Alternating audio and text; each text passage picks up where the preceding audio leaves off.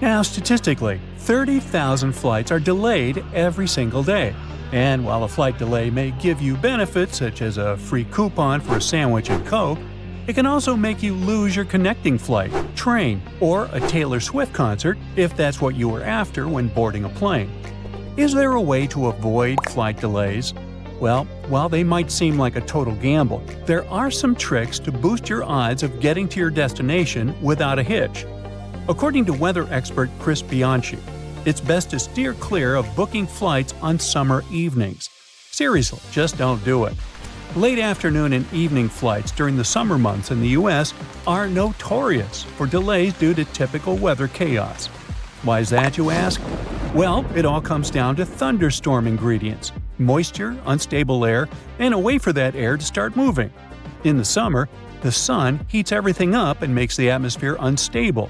The warm air near the ground rises, cools down as it goes up, and presto, you get clouds that may just decide to throw a thunderstorm party. Unfortunately, the guest list includes your flight delay. Conversely, you can choose the best time to fly. There's no guarantee your flight won't be delayed, but you can snatch the best price at least. So if you book a flight for midweek, let's say Wednesday, it'll probably help you save up to 17% of the initial price. That's around $56 if we speak of domestic flights, not to mention transatlantic ones. But it's not just about the day you book. Timing is crucial. Catch flights early or late. Think 4 a.m. and red-eyes for better deals and fewer crowds. Avoid flying from 9 a.m. to 11 a.m. and from 2 p.m. to 4 p.m. if you can. Long story short, the best days to fly are Tuesday and Wednesday, and the worst day is Sunday. And don't forget the summer season. If you want to have a decent price for your vacay destination, make sure to book that well beforehand. So, you managed to secure the best prices for your tickets. Is there anything important you should know about your luggage? Yep. Once you arrive at your accommodation, you should immediately toss your suitcase into the bathtub. While it might sound a bit weird, it's actually pretty smart. And the biggest reason for that is bed bugs. Those creepy little pests love to hide in beds, couches, and even your clothes. And they're all about munching on human blood. Ooh. If they're hanging out in your hotel room, they gladly hitch a ride back home with you in your luggage. So, you should avoid putting your bags on soft surfaces or the bed when you first get to your room. Bedbugs usually chill out on mattresses, box springs, and in furniture cracks. If there's no bathtub in your room, just keep your suitcase in the bathroom, as they're way less to have these little bloodsuckers. You can leave your luggage there while you give your room a good look over for any unwanted guests, or just keep it in the bathroom for your entire stay. Another weird thing you should totally do in a hotel is stashing a towel by your hotel room door. You see, wrapping a small towel around your door safety latch can really add to your peace of mind. Just pop the towel around the latch and lock it up. This tiny step makes it a lot harder for anyone to get in unexpectedly. And to make it easier to remember, just keep that towel right by your door so you can use it every time you head back to your room. If you ever wanted to know what happens to your baggage when you're on board a plane, the short answer is nobody knows, not even the staff. Baggage is sorted automatically. Scanners scan the barcode and sort the baggage according to its destination. The three main tasks of airport baggage handlers are to move your bags from the check-in area to the gate, to move them from one gate to another when you have a connecting flight, and to move your bags from the plane to the baggage claim area. So, if your baggage doesn't move fast enough, it can be late for your connecting flight. Or the exact opposite. Your bag can get to your destination before you do, because you're stuck at passport control. Now, some people also claim that you might experience some problems if you forget to tear off old stickers showing a different destination. There's an opinion that, in this case, the scanner might send your baggage to the wrong country. Oops. So, you arrive at the airport eagerly anticipating a well-deserved break from work, park your car in the lot, and discover the steep fees for leaving it there. Why is it so expensive? Airport parking facilities operate like any other business. The expenses involved include the cost to the land, the construction of the parking area, and ongoing maintenance, all of which can add up significantly. Ultimately, someone has to cover all these costs. Furthermore, the convenience of parking close to the airport contributes to the higher prices. If you're not willing to spend extra for this added convenience, consider taking a taxi instead. By the way, the world's most expensive airport parking will make you shell out around $500 a week. It's located in Doha, Qatar, and it's earned accolades for the top-notch quality it provides. I mean, it's not surprising for this money. So, you may find it a bit weird that the flight crew is all about where your window shades are. But there's a good reason. They want to help everyone get used to the natural light outside. Plus, it's super important for a smooth boarding and deplaning experience. In case things go sideways during an emergency, you definitely won't want to be blinded when trying to get out of the plane. Also, keeping the window shades up during takeoff and landing lets the ground crew keep an eye on what's happening inside the cabin. If something goes wrong, like a fire, they can spot it right away and jump into action. If the shades are closed, they might miss crucial signs, which can slow down their response when every second counts. When you're going through security, put your stuff on the conveyor belt in an order that will make it easy to repack later. Start with your backpack so that you can toss things right in as they come out. If you have a laptop or any pricey gadgets, stick them in the middle or in the second tray to keep them safe. Basically, you need to put your valuable stuff between your personal items in the first tray, and your carry-on should be the last to go. This will keep your electronics from getting mixed up with other people's stuff. When it comes to packing, you should totally think about just going with a carry-on for a change. The freedom you get is amazing. And even if you decide to check a bag, definitely bring a carry-on with you. Pack a whole outfit in there. While stolen or lost baggage isn't really common, only 3% of luggage doesn't make it to the destination. Baggage delays happen all the time. So, having a backup outfit will save you from looking like a hot mess while you wait for your stuff to show up. We all love snagging those emergency exit rows for some extra legroom, but let's chat about which seats you might want to steer clear of. First off, avoid the seats directly in front of the emergency exits. They usually don't decline. And if you're eyeing those seats in the very back, keep in mind they don't recline either. But hey, there are some perks to sitting in the back. You'll be super close to the bathroom, and there's a good chance you might get a whole row to yourself since most folks usually skip the last row. Oh, and if you're looking for tips on seat choices for different planes, there are plenty of websites that can help you find the best spots and warn you about the ones to avoid, like those without windows. So there. Check around the corner, under the bed. Wait, what's that hiding over there? Hotels are supposed to be your home away from home, but do you know what secrets they're keeping? Here's what no staff member or manager would ever tell you. Some hotel owners are very superstitious of the number 13, or they know guests might be. Whatever the case, you may find room 13 or the entire 13th floor completely missing. In the Far East, the same can be said about the number 4. You can easily get an upgraded room without any additional charge if you have a birthday, anniversary, or wedding. Just call ahead of time and warn them about the upcoming event. You might be checking that bed for stains and bugs, but you're probably overlooking the dirtiest thing in the room, the TV remote. It doesn't get disinfected between guests.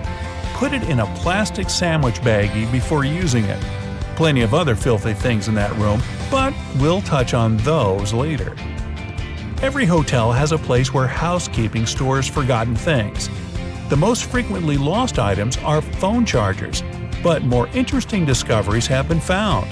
False teeth, glass eyes, and even boxes of worms. If no one comes for these strange treasures after 5 or 10 years, yes, they're nice enough to wait. The cleaners raffle the lost items among themselves. Some luxury ones may have hidden cameras built in for safety reasons. The most common place for this is the door peepholes. So always put a piece of masking tape or putty over the one in your room. But hidden cameras in the room itself are never okay. To check the place, turn off the overhead light and switch on your phone's front-facing camera. Slowly scan the room. Your front camera will pick up their infrared light. Common spots are near the bed and in the bathroom, so check those areas thoroughly. Hotel owners often let their friends and family stay for free. You wouldn't know it since they usually leave before peak season starts. The employees and cleaners also get in on some perks. They keep towels, slippers, bathrobes, and shampoos. But what you might not know is that hotel chains are fine with you taking things from the room. Stationery, toiletries, coffee mugs, umbrellas, anything with their name and logo on it. This will serve as free advertisement when you take those things with you. Those beautiful bright vegetables and fruits near the hotel restaurant's entrance aren't just a decoration. They trick your body into feeling full before you even get your plate. You eat less, and the company saves money. They may give you extra bottles of shower gel or other toiletries, but there are ones that charge you for grabbing too much food during the breakfast buffet. To avoid upsetting the cooks with the amount of discarded food, some hotels in certain countries make their guests pay for anything left uneaten on the plate. No hotel chain would willingly tell you how to get the biggest discount for your stay. So if you have a limited budget, make a reservation after 6 p.m. This is when the sales department tries to sell all canceled reservations at the last minute. That often means cutting the price down, sometimes in half. The first Sunday of the month is the best time to check in. Vacationers are leaving, business travelers haven't arrived yet, so most of the best rooms will be available. To get the top pick, use a special service called rooming. You can view everything in the hotel and choose which room you like the most. Just ask the receptionist about it. They won't willingly speak up about other free services unless you ask. Free phone chargers, hair irons, bottled water, and board games are among them. They can also order a transfer for you, book concert or theater tickets, and wake you up at a specified time. Hotels can refuse you at check-in, even if you've paid for a booking in advance. They can cancel your reservation if you don't show up before 6 p.m. If something's holding you up on your way, call and let them know in advance. Even if you arrive on time, you can still be denied a room. It usually happens when the hotel is overbooked. In that case, they might redirect you to a different one. Even more surprising, the chances of this happening depend on who you are. Young single men, couples, and groups of friends will usually get the boot before a family or a single older woman. It's because the first group is usually more flexible about the unexpected move. Before you pounce on that minibar, better check to see if those drinks are sealed. Hotel workers say they've had cases where guests finished all the provided beverages and then filled the bottles up with tap water to avoid paying for them. Shh, you didn't hear it from me. Large chains often have their own special transport for meeting important guests or getting around town. Their own taxis are usually cheaper than city ones. So if you want to save some money, check the cost of their transport at the reception. But don't ask the receptionist to recommend where you should have a meal. The hotel clerk will point you to a local place that pays them for the recommendations, even if it's overpriced and tasteless there. Guests don't really pay for the room itself, but for the hotel's location.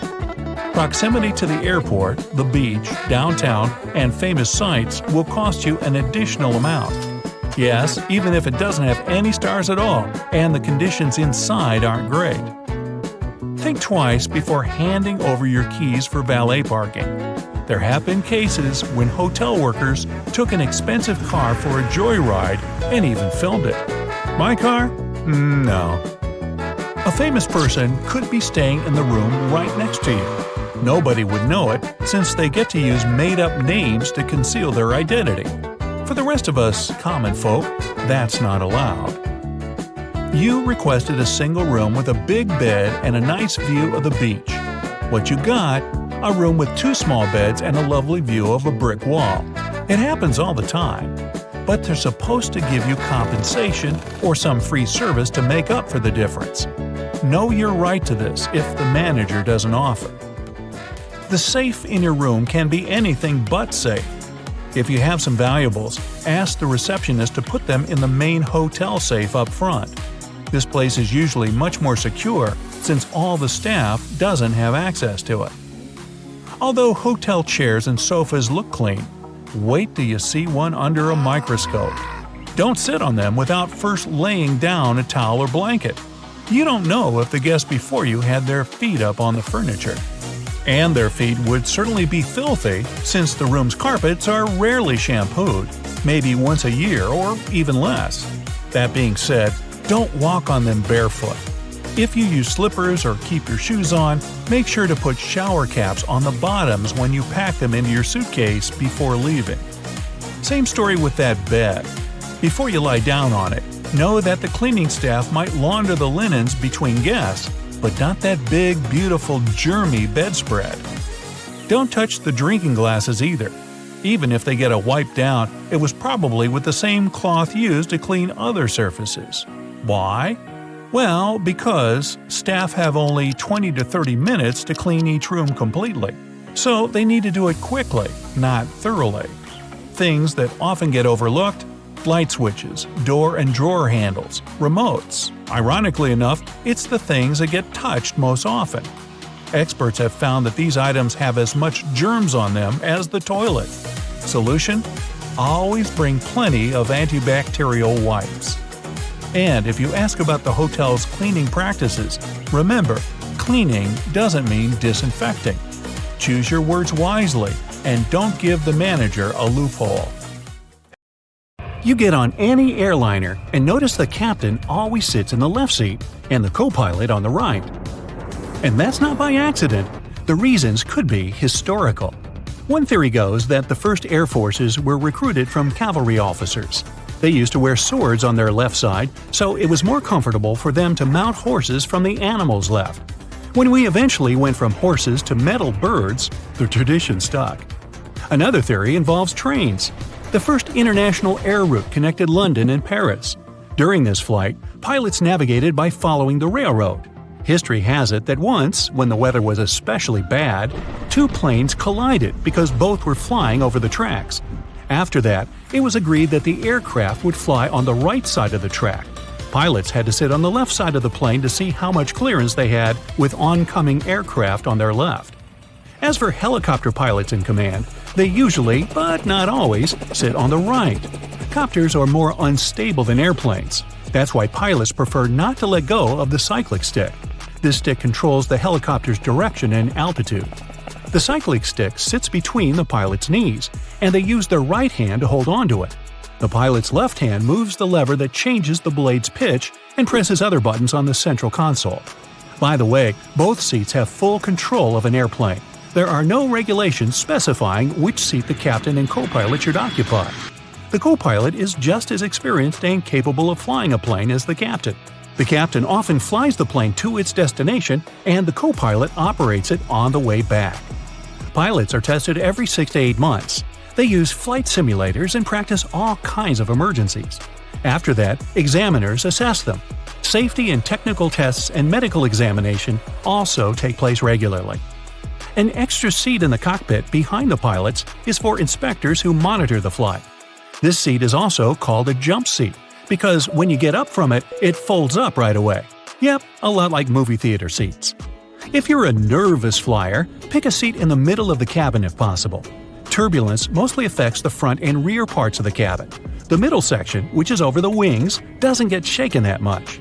Imagine the plane like a big teeter-totter. Similar principle when it comes to turbulence. Choosing a window seat, you get an opportunity to see how the airplane wings flex and flap. They're designed to move this way.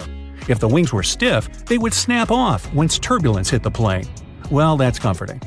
In most cases, turbulence only drops you a couple of feet down, even though it might feel as if you're falling from the top of the Empire State Building. Woohoo!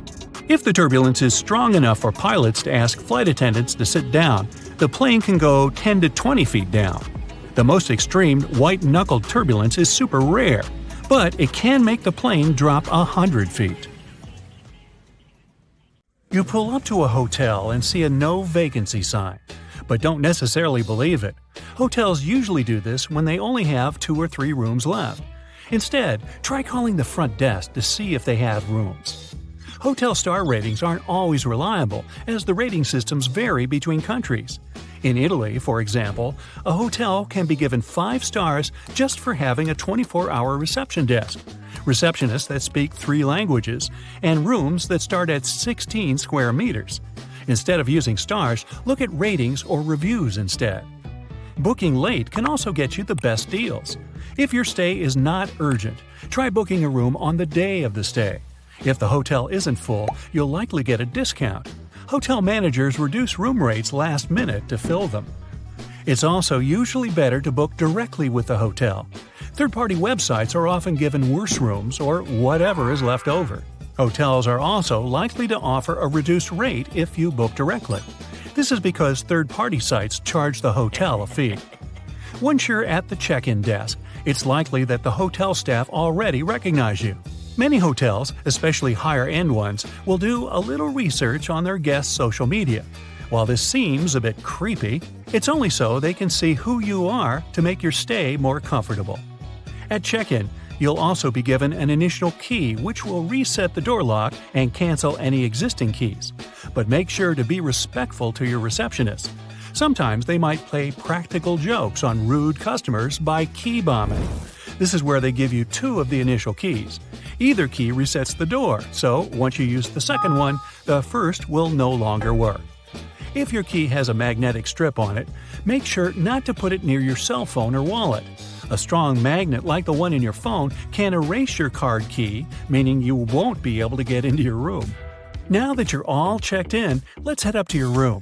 Make sure to have a quick scan of your doors and floor. Some hotel guests have reported tiny cameras being slipped underneath their doors. Even if the door is locked, endoscope cameras can easily slide under. The general rule is, if you can fit your finger under the door, a camera can fit too. Try covering the gap with a towel. Now, how about the room in general? If you're not happy with it, you can easily request a change. If there are other available rooms, the manager will be happy to help. Once you are settled in, you'll want to head into the bathroom to check out all those samples. But while you might think you're being sneaky by grabbing the free shampoos, hotels actually want you to take them. The items contain the hotel's logo, so you're basically giving them free advertising if you put them in your home. The robes and towels are a different story though. Many hotels are now adding radio frequency chips so they can track stolen items. Toothpaste is one item you probably won't find in the hotel room's bathroom. For budget hotels, it's often too expensive to order as it's classified as a medical supply. For luxury hotels, it's the opposite. They often can't find a toothpaste manufacturer that's fancy enough to be present in their rooms. You may also notice a seemingly random phone next to the toilet, but it's actually a requirement from the AAA for hotels to receive a 4-diamond rating. It does also act as a safety feature. If you slip on the wet floor or get stuck in the bathroom for some reason, you can easily call for help. While the staff clean hotel rooms frequently, disinfecting smaller ones is not on the top of their priority list. Remote controls and phones are some of the dirtiest things in a hotel room, so do yourself a favor and bring some disinfectant wipes to clean them before use. If you're thinking about putting your valuables in the safe for security, you also might want to think twice. Hotel locks use passcodes instead of locks, so there's a high chance someone in the hotel will know the master code. And who knows who else could get their hands on this information. You may also want to throw that comforter on the floor too. While sheets may be cleaned regularly, the comforters are not. Some hotels wash them every week or so, but others don't even bother. Ew. The same, I fear, goes for your sheets. Most high-end hotels will change the sheets daily, but a lot of budget ones don't change the pillows or bedding after a guest checks out. Definitely a good idea to request fresh pillowcases when you arrive. Now you're ready to kick back on the bed and rent a movie. But don't try to be sneaky and claim you clicked on it by accident so you don't have to pay. The workers at the hotel's front desk can actually see how long you watched a movie for. So if you clicked out after a few seconds, they'll believe you, but not if you watched it till the end. Fancy a drink while you watch your movie? Make sure to check the seals on those minibar drinks. Sneaky guests often drink from the bottles and refill them with water. This way they waive the fee and you may be charged if housekeeping hasn't noticed. After a good night's sleep, you're looking for something to do on your vacation. Instead of heading to Google or TripAdvisor to find the best spots, ask the front desk. Receptionists are trained to give guests the best recommendations for local activities. While you're out, housekeeping will drop by your room, but they might not just be cleaning. Sometimes, if a staff member is tired and they have enough time, they might take a cheeky nap on the bed. When cleaning, if you've left your room in a mess, the staff will have to move your things. They'll have to touch your stuff to actually clean. So if this bothers you, either put out the Do Not Disturb sign or clean up yourself. It's also best not to drink out of that glass in the bathroom, as many glasses aren't cleaned properly. Some workers even use disinfectant or furniture polish to get the glasses looking spotless. Housekeeping also don't always vacuum your room. Staff will sometimes just pick up any big crumbs and call it a day. Make sure to be nice to the staff. Most hotel staff are willing to give out upgrades and free stuff to a friendly face. They're not required to, but a smile goes a long way. Oh, and a tip always helps. Now it's time for checkout, but you're leaving early and will miss your breakfast.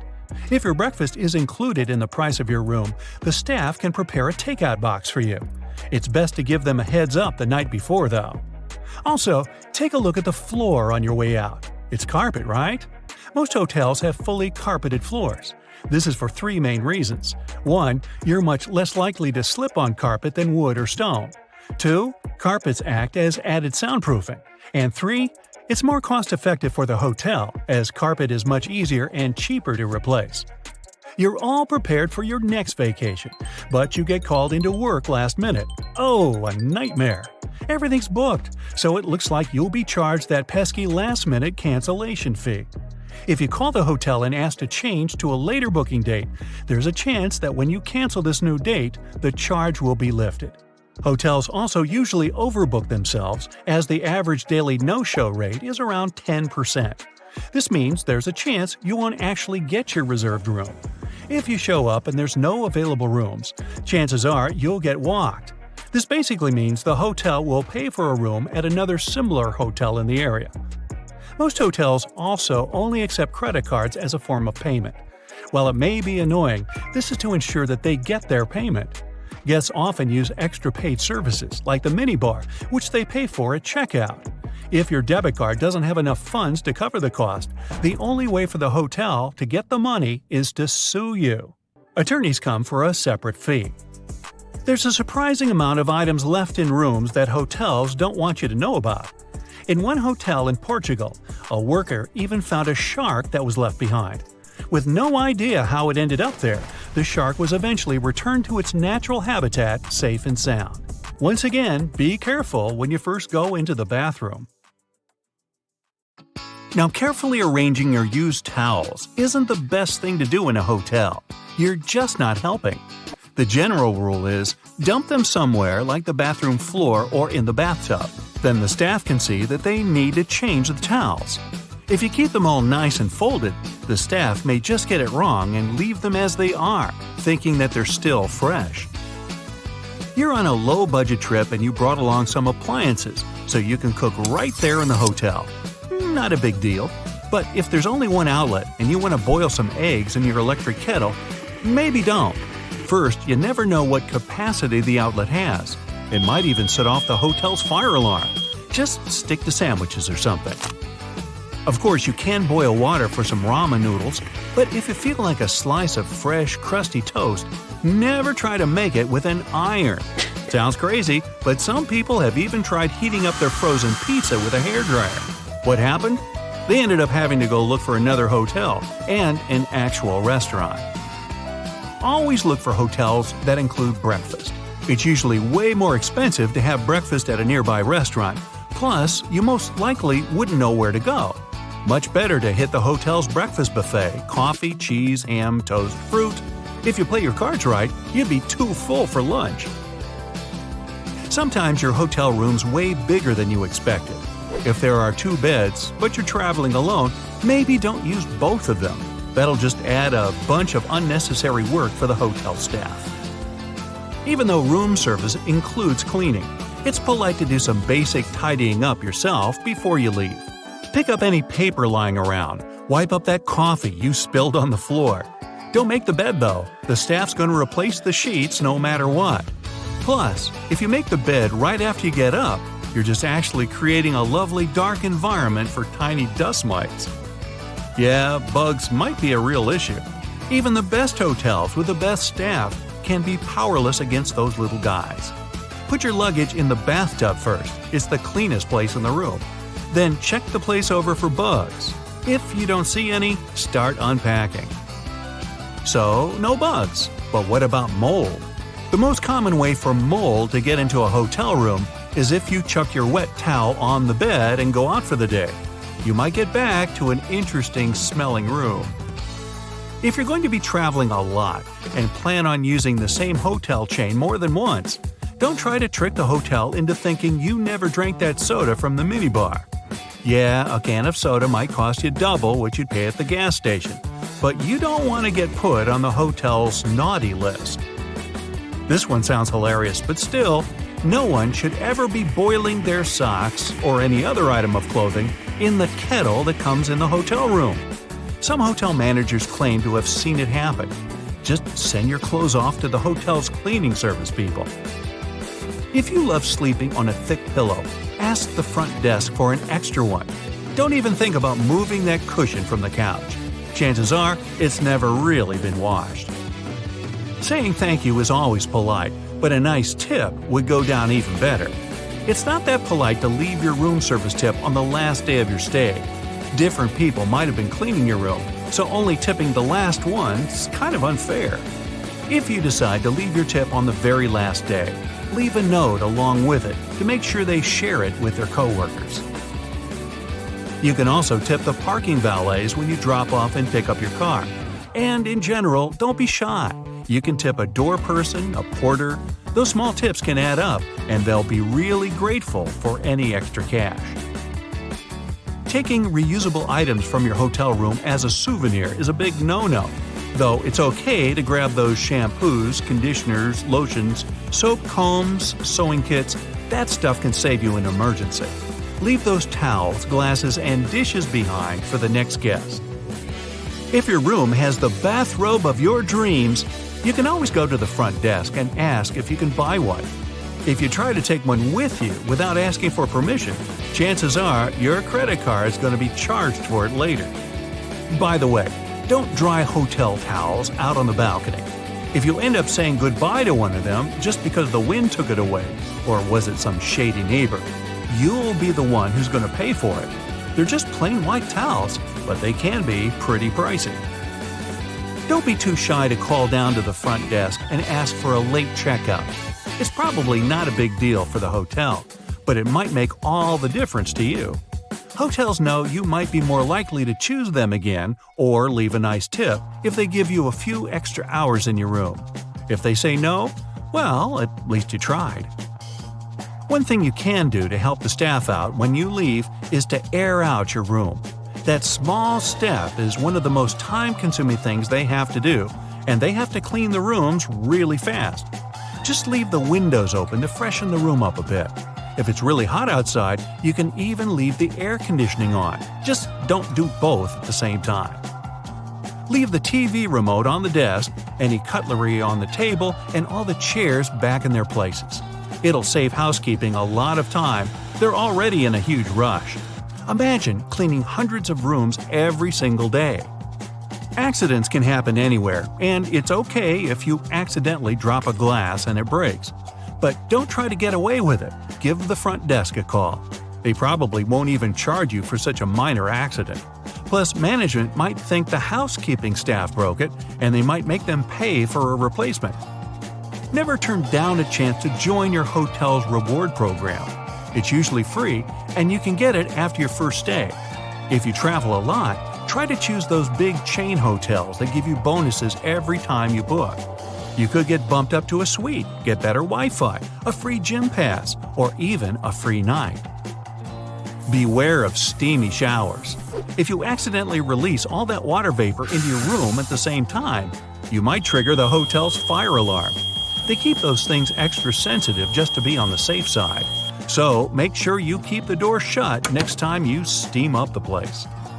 If you're traveling with a pet, let the hotel know about it beforehand.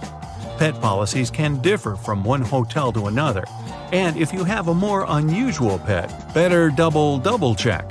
It might be a pet-friendly hotel, but you probably can't show up with your pet peacock. If they say no, they'll usually be able to tell you about another hotel nearby. Trying to hide your little furry friend isn't the best idea.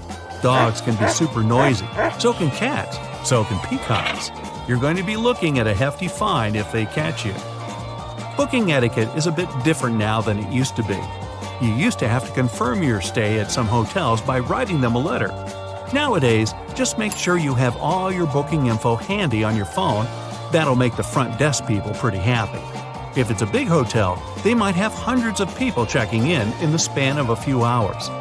The front desk staff are usually super busy managing guests, deliveries, events, emergencies, a random peacock running through the lobby, and so forth. Just a nugget of advice: don't disturb them for every minor question you might have.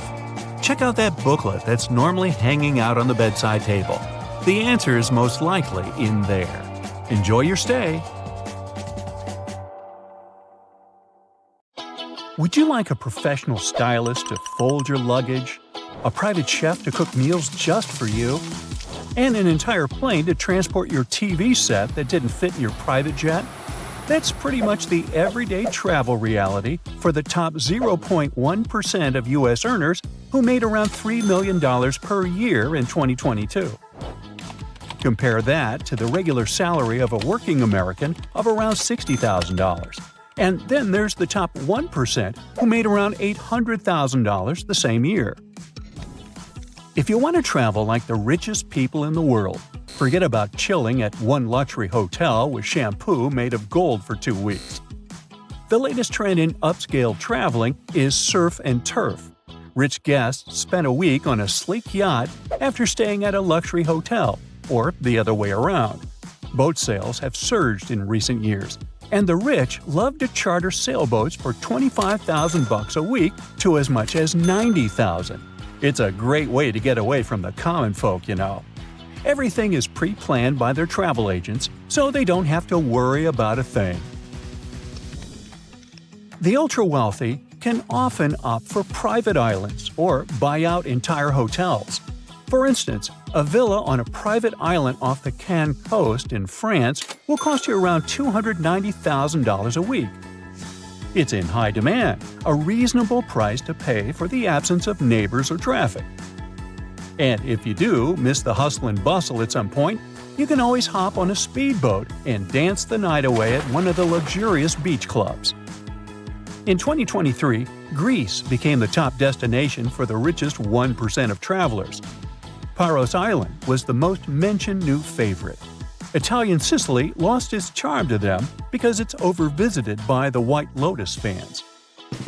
And it's not just about the Four Seasons-operated San Domenico Palace, where the show was based, but the entire island. For winter fun, there's always Aspen and ski towns in the European wonderland, like Switzerland and France. They have exclusive hotels, Michelin-starred restaurants, high-end shops, and chalets that look richer and more luxurious than an average family house. If there's no natural snow, the artificial snow system solves the problem.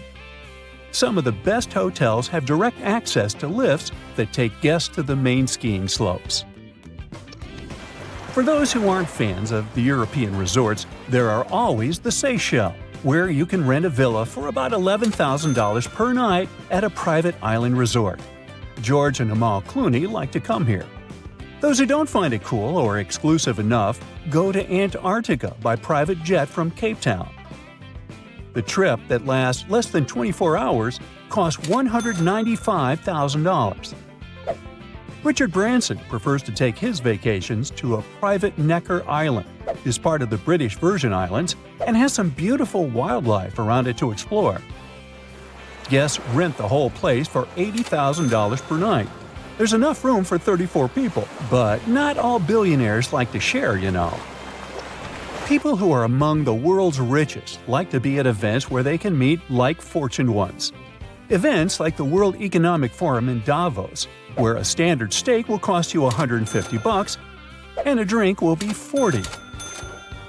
Then there are horse races, Miami or Singapore yacht shows, or Dubai International Boat Show. For those who love movies or showing off their lavish dresses, the Sundance Film Festival in Utah, the Cannes Film Festival in France, or Venice International Film Festival in Italy could be good options. Sports lovers travel to events like the US Open Golf Tournament and other golf cups, the Wimbledon Tennis Tournament in the UK, the Melbourne Cup in Australia, or the Monaco Grand Prix for those who love speed and expensive cars. Those who can't live without style and like to be trendsetters don't miss fashion weeks in New York, London, Milan, and Paris. For music and crazy luxurious building lovers, there are always opera balls, like the one in Vienna, Austria, or La Scala Opera House opening night in Milan, Italy. And then, of course, there are special events like birthdays. When she was turning 22, billionaire Kylie Jenner rented a super yacht for over $1 million per week. An average person would have to save up for years to rent this vessel, even for one day. Okie dokie, so they need to find a way to get to their deluxe point B, right? Well, more and more people opt for private jets. You can fly at any time, even during restrictions on commercial air travel, to any place. And you won't have to choose between chicken or pasta when the flight attendant finally reaches your seat, 35D. There are around 22,000 business aircraft worldwide, and the number is only going up. Most of these jets are in the US, and Brazil takes the second place. Germany is the leader in Europe and only ranks 5th on the global list. Now, if for some reason they aren't traveling to their destination by a private jet and decide to share first class with other passengers, they'll at least need to ship their luggage instead of taking it on the plane with them. The luggage of the wealthy gets picked up from their door and awaits them at the luxurious suite or yacht on the other side of the journey. And if they want it to be done within one day, they need to pay hundreds of dollars for one bag. By the way, you don't expect them to pack their bags all by themselves, do you? It's much easier to hire someone for thousands of dollars to go through all that trouble. A professional stylist picks all the clothes that will look picture perfect and then rolls the items, puts them in bags, and makes lists of what's inside and what goes with what. The clothes aren't included in the stylist's compensation, of course, so they add another 1,000 or 10 to the vacation grand total. Although the ultra-rich travelers can afford to rent any car while traveling, not all of them like to sit in a vehicle that belongs to someone else. That's why they choose to ship their own luxurious cars to their destination. It costs around $36,000 to fly a Porsche from Dubai to London with Emirates. It's enough money to buy a brand new family hatchback in the UK, but most billionaires don't like this type of vehicle. Some wealthy travelers don't trust commercial airlines and prefer to charter a cargo plane to transport their vehicles. Sometimes they take a whole bunch of cars, motorbikes, and other expensive toys. Covered trucks in the country of destination transport all this beauty to the client's address or a garage of their choice. Owners don't like stranger delivery drivers to add miles to their shiny vehicles. This whole delivery service costs several millions. Some cars have only sentimental value for their own and are worth way less than their deluxe delivery. One really well-off man even hired a cargo plane for his Samsung TV that couldn't fit through the door of his jet. Oh, rich people's problems. They can afford to eat at any restaurant in the world, but it would be too mainstream, so they prefer to bring their private chefs on vacation. These professional cooks know their clients' diets and health goals. For luxury travelers, consistency and routine are too important to trade them for public restaurants. For chefs, it's often a chance to travel for free and get a good salary at the same time. Sometimes the clients will even fly the family of the chef with them if traveling happens over the holidays. This job has high demands and can be really stressful with varied working hours. Sometimes they have to spontaneously cook dinners for 16 people or find rare ingredients at locations with basic grocery stores. And of course, everything they overhear during meals must remain a top secret. Hey, summer's coming! Here's our Bright Side approved checklist of stuff you gotta take with you, plus some tips for you to be fully prepared for your vacation. No matter how hard we try, we sometimes tend to overpack. Who, me? Now, remember one thing, the bigger your suitcase is, the more you will try to cram into it. Next time you pack your stuff, try to stick to a 5-4-3-2-1 rule.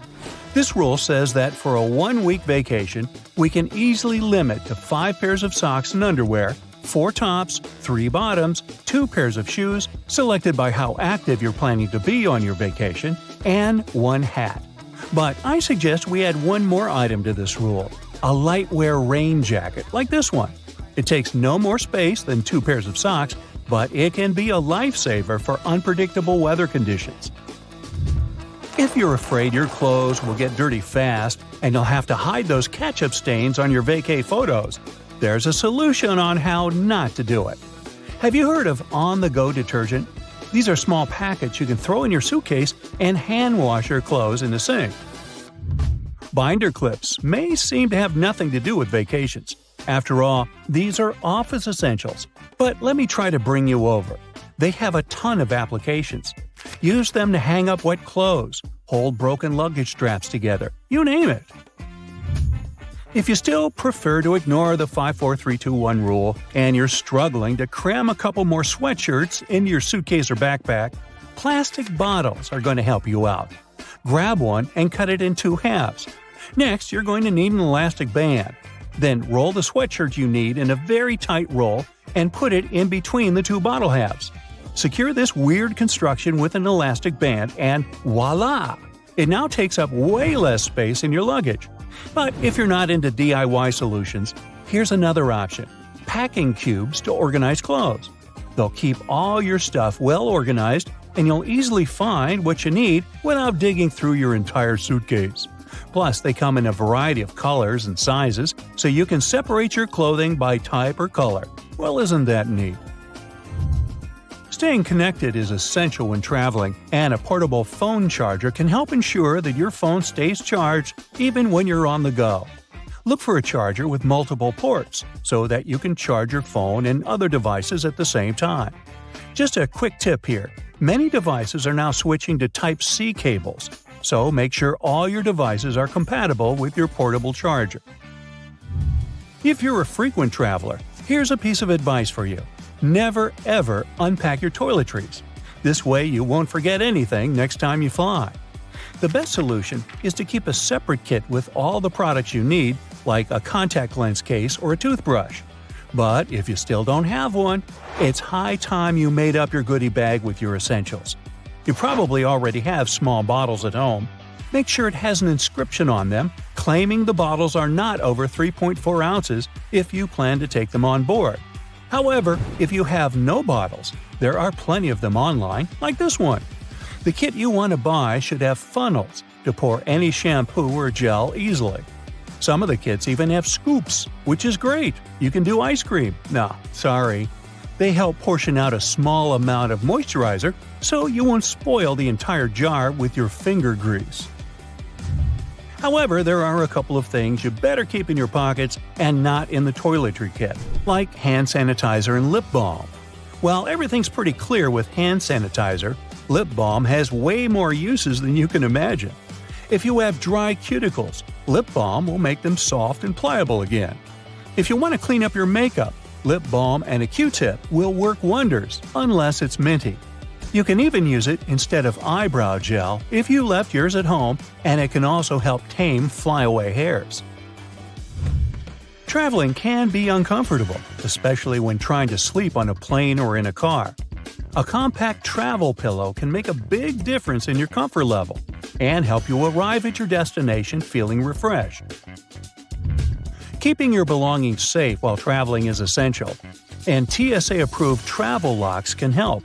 These locks can be opened by TSA agents without damaging your luggage, making them a great option for air travel. The world is very diverse, and so are plugs. If you're traveling to a new and faraway destination, don't forget to check what kind of plugs they have there. For example, if you're traveling to the UK, you can stick to this adapter. A small spray bottle can significantly upgrade your look. Yes, it can. For example, if your favorite t-shirt tends to wrinkle a lot, you can sort of iron it with a spray bottle. Hang it up and spray it with water. The wrinkles will disappear, and your t-shirt will look fresh and presentable, hopefully. Now let's talk duct tape. Duct tape in your luggage may be pretty stress-relieving. Now picture it. You're going back home with a whole bunch of gifts you bought for your family and friends. Whoops! The zipper on your suitcase just didn't resist the pressure, and it busted. Duct tape is coming to the rescue. Yeah, a suitcase wrapped in duct tape might look somewhat funny, but it's still better than shelling out a pretty penny on a brand new suitcase you weren't planning to buy. Yeah, that does make sense. Laundry bags may come in handy when you separate your dirty clothes from your clean ones. I know, you can do that with plastic bags, but laundry bags are sort of more eco-friendly. Plus, once you come home, they'll spare you some time. You won't need to dig through your suitcase trying to find all the clothes you want to wash. You'll just need to throw the laundry bag into the washing machine. If you're traveling to the seaside, you might want to consider grabbing a quick dry towel like this one. They're usually made of microfiber that dries much quicker than regular cotton. Plus, these guys are pretty low maintenance, as they can be machine washed at up to 130 degrees Fahrenheit. Next on, dryer sheets. You know, we all sweat, and our feet sweat too, especially if we walk miles and miles exploring a new location. So, when you return to the hotel and take your sneakers off, woo! Just put a dryer sheet in each sneaker. It'll absorb the odor, and your sneakers will be ready for more adventures. English is surely an international language, but you may still get into a situation where no one speaks English and you don't have an internet connection to Google Translate what you want to say. To play it safe, create a set of flashcards with essential vocabulary to help you out in basic situations. A favorite snack may be one of the most commonly forgotten by travelers' items. Yeah, they do give you food on the plane, but sometimes you may want to have an alternative. Plus, your snack can even save your budget in case you have a long connection. The prices in the airport lounge are crazy. Even if you travel in summer, it doesn't mean you don't need any warm clothes. Make sure you have a zip hoodie or something of that kind, especially on board. Thing is, you never know if it's going to be cold or hot on the plane. Sometimes it gets pretty stuffy in there, but it can also be freezing cold. Airplane blankets, as well as tray tables, are swarming with germs, so it's better to have your own clothes to keep warm.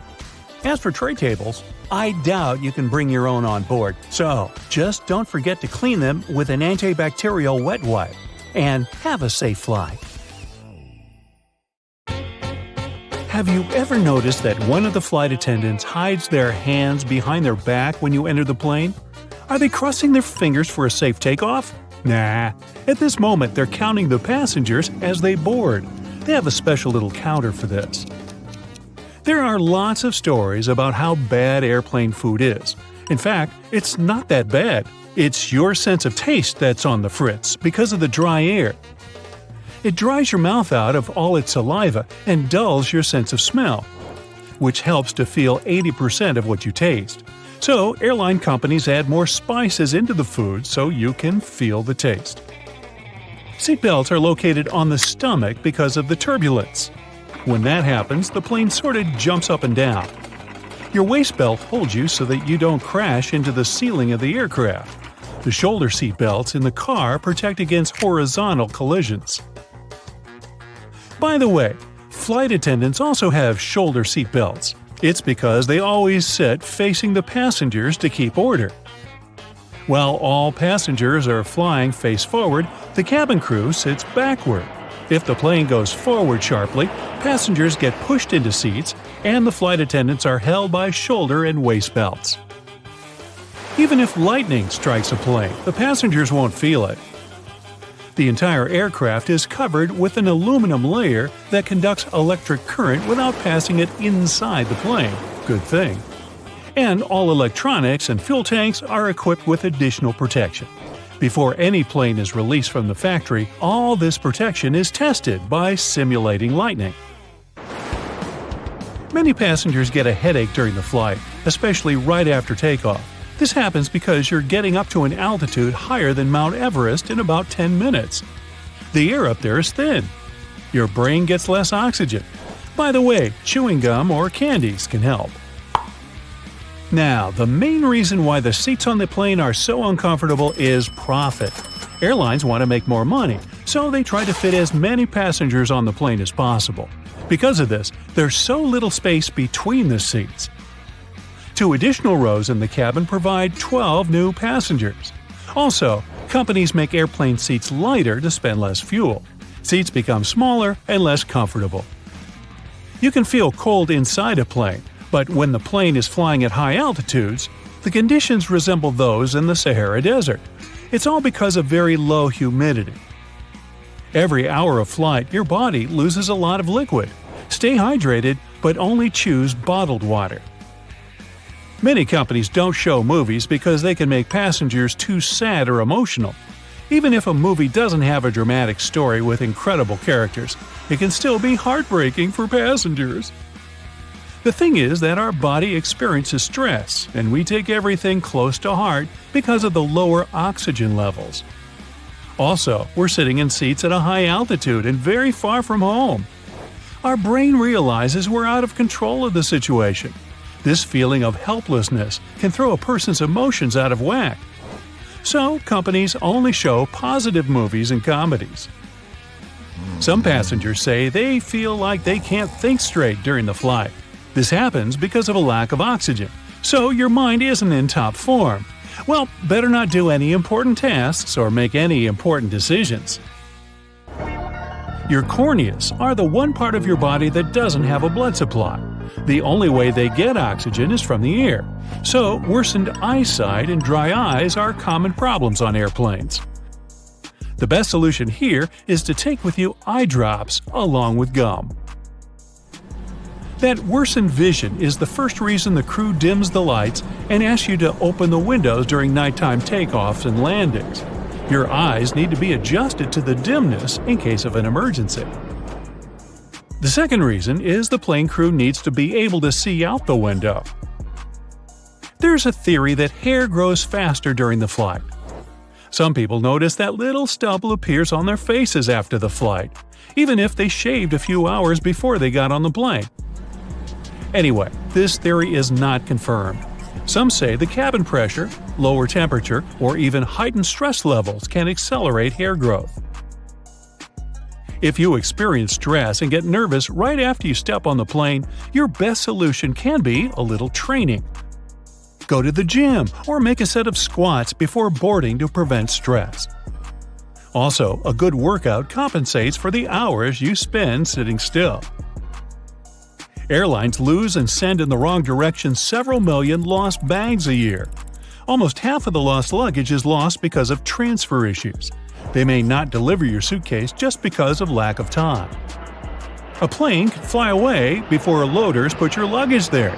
When this happens, they might carry these bags to another flight. And when your bag goes to the wrong place, it can be taken by other passengers accidentally. If you want to find your lost luggage quickly, take a photo of it in advance and then show it to the airport workers. You can also buy a special GPS tracker and put it in your suitcase. It works for 6 days, and you can use your phone to locate your luggage wherever it is. Airport staff take unclaimed luggage to a special center. If the owner doesn't show up within 3 months, the things inside the bags will be put up for sale in specialized stores.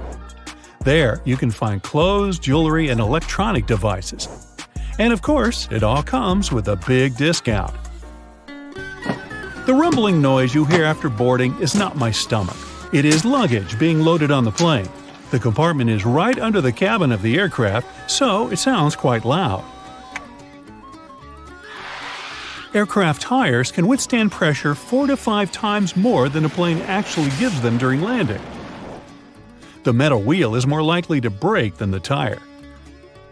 Pilots also have different meals. This is necessary to reduce the risk of food poisoning. The flight can go well even if one of the pilot feels bad because of a stale burrito. If 2 pilots ate the same burritos, they could lead to problems. Oxygen masks drop down when the air pressure changes. At a certain height, there can be less air in the cabin. To prevent passengers from feeling this, they should put on oxygen masks. When pilots descend to a safe altitude, you can breathe without the mask again. By the way, masks only have oxygen for 15 minutes. This is enough for the pilots to descend to a safe altitude on which passengers can breathe. The wings of most passenger planes are located at the bottom of the plane. It's built this way because of the engine.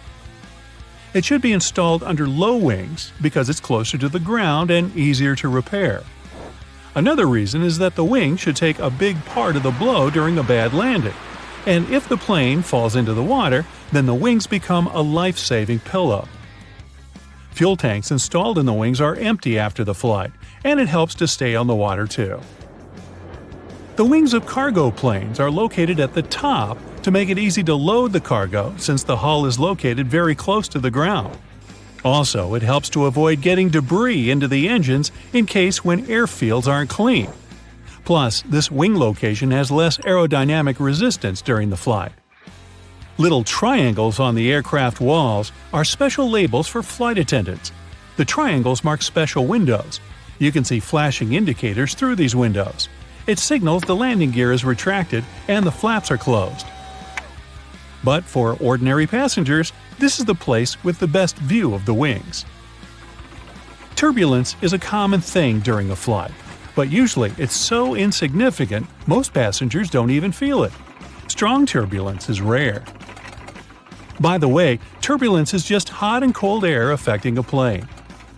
For better understanding, imagine a big balloon people fly on. Remember the flamethrower installed under the ball? It heats up the air and the hot air raises the ball up. So turbulence is the hot air created by nature, and it makes the same thing with a plane that it makes with a balloon. Also, turbulence can occur if the plane gets under the hot air stream left by another plane. Now, flying has long become routine for many people, but even frequent flyers sometimes don't know about things you should never do on a plane. Ooh. No bare feet on a plane. It's one of the biggest no-nos of air travel. Even if we omit the topic of unpleasant odors. Phew. The airplane floor is extremely filthy. People with contagious foot problems might have been walking the aisles barefoot before you. There's likely to be a lot of dirt left after previous passengers. And don't even get me started on the floor in the lavatories. Ew. If your feet need some freedom, take off your shoes, but at least wear your socks, or bring along a pair of light slippers. Keep in mind that the pressurized air in the passenger cabin is just as dry as it is in the Sahara Desert, with only about 20% humidity. That's why your skin may feel discomfort after a flight.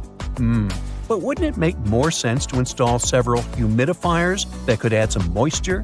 But this extra load would cost airlines lots of money. Plus, the plane's airframe is mostly made of aluminum and other metals, and humid air could lead to corrosion. So, don't forget to bring a moisturizer and use it during the flight. Always secure your tray table as soon as the plane starts moving on the tarmac, and never lower it during the takeoff and landing. It's a security measure, which ensures that you and the other passengers will have a clear pathway in case of an emergency evacuation. Also, keep your seat in an upright position during takeoff and landing. First of all, a reclined seat can seriously slow down an emergency evacuation, since it will block a person sitting behind. What's more, the more backward you're leaning, the harder it is to get into the brace position during an emergency landing. Now try to avoid snoozing during or right after takeoff and landing. For one thing, it's not the best thing for your health. The main problem is that the air pressure inside the cabin changes very quickly during these phases of the flight. This, in turn, affects the air pressure in your ears. It's important to be alert during this time to relax and open up your ears, for example by yawning or swallowing frequency. Chewing gum works for me. If you're sleeping, you can't do this, which can lead to permanent damage. And of course, there's a safety issue. Most accidents happen during takeoff and landing. If you're sleeping during these stages, you might not be alert and conscious enough if an emergency happens. Now, this next recommendation comes from the EPA, the Environmental Protection Agency. According to them, you might want to skip on hot drinks on a plane. The water used to make tea or coffee doesn't come from bottles, it's regular tap water. And water tanks on airplanes are often old and full of bacteria. In 2004, there was a study which found that more than 12% of water samples contained harmful bacteria. But if you still decide to have a cup of hot beverage on a plane, never pour coffee or tea on your own. Flight attendants are trained to handle this task in crowded aisles of a moving airplane and won't accidentally burn you or other passengers. Now, it's probably better if you don't order Coke on a plane. The cabin pressure, so low up in the air, causes a lot of foam. For apparent reasons, flight attendants don't want to serve you a cup filled with froth. That's why they'll fill only half the cup, then wait for the bubbles to settle, and then finish pouring. That can take ages. Keep your air vent open. This way you'll minimize the spread of germs. Planes have high-quality air filters. They'll catch up to 99% of all airborne germs, so you should be safe there. But make sure to wipe that tray table. With 8 times more bacteria than the toilet flush button, it's the dirtiest place on board. Another thing you should avoid is leaning your head on the window if you have a window seat. You never know who occupied your seat before you, and, in any case, the glass is likely to be covered with germs. Say no to backless sandals and high heels on a flight. I do. There are very serious safety reasons for such a request. The first is that both these types of footwear make it very difficult to evacuate the aircraft fast. If you wear high heels, you will anyway have to leave them behind in case the crew is using emergency slides during an evacuation. The heels are very likely to damage the slide, so off they go. Now ask yourself, do you really fancy running away from the airplane barefoot? I'll answer that for you. Nope. Instead, wear sturdy shoes with a solid sole. In this case, you won't find yourself standing on the hot tarmac or in the weeds without any footwear at all. Don't stuff heavy objects into overhead compartments. Your things may not stay inside during severe turbulence, and while falling out, they will injure you and other passengers. Ow! That's why, if it feels difficult to lift something into the overhead compartment, better put it under the seat in front of you or elsewhere. Now, don't blame the pilots for the hard landing. When you experience it in bad weather, it might be intentional. If the runway is covered with water or snow, the plane has to touch down hard in order to break the water layer and prevent aquaplaning. Otherwise, the water can perform the role of a lubricant, and the plane won't be able to brake or respond to any control. Deploying an emergency slide when there's no emergency is a very bad idea. It can cause hour-long delays and cost airlines thousands of dollars to pack the undamaged slide back into its container. Why would someone do it? Apparently, some think it'll help them get off the plane faster. Well, they're an idiot. Don't be one yourself. Just keep in mind that it doesn't work this way. Don't ignore the instructions of the cabin crew to open window shades during takeoff and landing. This way, flight attendants can see what's happening outside, assess the situation, and act fast, organizing the evacuation. For example, if there's a fire outside one exit, they will redirect passengers toward another door. Avoid carrying spray deodorants or shaving cream in your carry-on baggage. Both these things tend to explode mid-flight and therefore aren't allowed on board the airplane. A much better idea is to choose stick deodorants. You also mustn't keep power banks in your checked luggage, and if you want to bring one on board, its capacity shouldn't be more than 20,000 milliamps. Besides, you shouldn't use them during the flight since they might catch fire. In general, lithium batteries are safe to use, but since they're high energy, they can catch fire if they're not treated with care, misused, or if there's a manufacturing fault. Such batteries have been the cause of quite a few fires on board airplanes, as well as during ground handling. Do not worry about airport scanners, they won't harm your health. Otherwise, airport employees wouldn't be able to stay near them without special clothing. Even when you're passing by a baggage scanner, the risk is minimal. And the last one, don't act like a jerk on board. Behave yourself. I know you will. Also, never try to land a plane on your own. Nah, don't laugh, I'm not kidding. In movies, they often show us that something happens to the pilots and they can't land the plane. And that's when the main character, a very skillful person, starts their game. Unfortunately, it's close to impossible to do it in real life.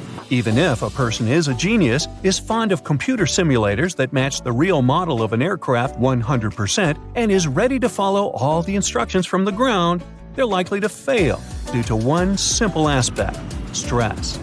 It is true that there have been cases throughout history when amateurs landed smallish private planes after the incapacitation of a pilot. However, there has never been a case of a non-professional pilot landing a commercial passenger airplane. It's only in the movies. Let's face it, airports can be pretty annoying. But the most annoying thing about them is probably having to take the laptop out of your backpack and put it in a separate bin while going through the security check. But, of course, they wouldn't make us do those extra moves if there wasn't a good reason for it. Laptops are dense, and X-rays can't penetrate them, so it's easy to hide something dangerous there. If the device is out and on its own in a separate bin, it's easier for the scanners to capture something dangerous. Most airplanes are white. Is there a benefit to choosing this exact color? No, white paint doesn't make a place feel lighter. Neither does it save money on painting. Here are the actual reasons for the choice: safety, efficiency, and comfort. The first airplanes had a metallic color, but the problem with metal is that it's prone to corrosion, so painting it is a great way to protect an airplane from corrosion. White is favored for several reasons. First, planes fly high above the clouds and are exposed to sunlight a lot. White is the color that absorbs the least heat, and white planes get heated less. Also, sunlight makes the paint fade away. A colorful airplane will have its paint fade very fast and will require repainting. And repainting is costly, so painting aircraft white is a more lasting choice. Also, any damage is more easily noticed on a white surface. So that's one more point for the white color. We always board from the left side of the plane, every single time, no exceptions. For some reason, the right side just doesn't seem to be an option. Yes, that's done on purpose. First, the captain usually sits on the left. This way, it's easier for the pilot to align the plane with the terminal jet bridge. Also, aircraft are fueled and loaded with baggage on the right side. Since people board the plane from the left, the crew can do their job undisturbed, and there's no danger to passengers. Consistency with the choice of a side helps to make everything work more effectively. Since everyone always enters from the left, all jet bridges are designed to get attached to the left side of the airplane. If every airplane had the freedom to choose the side, it would create an additional mess for the logistics behind the process. There are more questions popping up, like what does this black triangle drawn above one of the windows mean?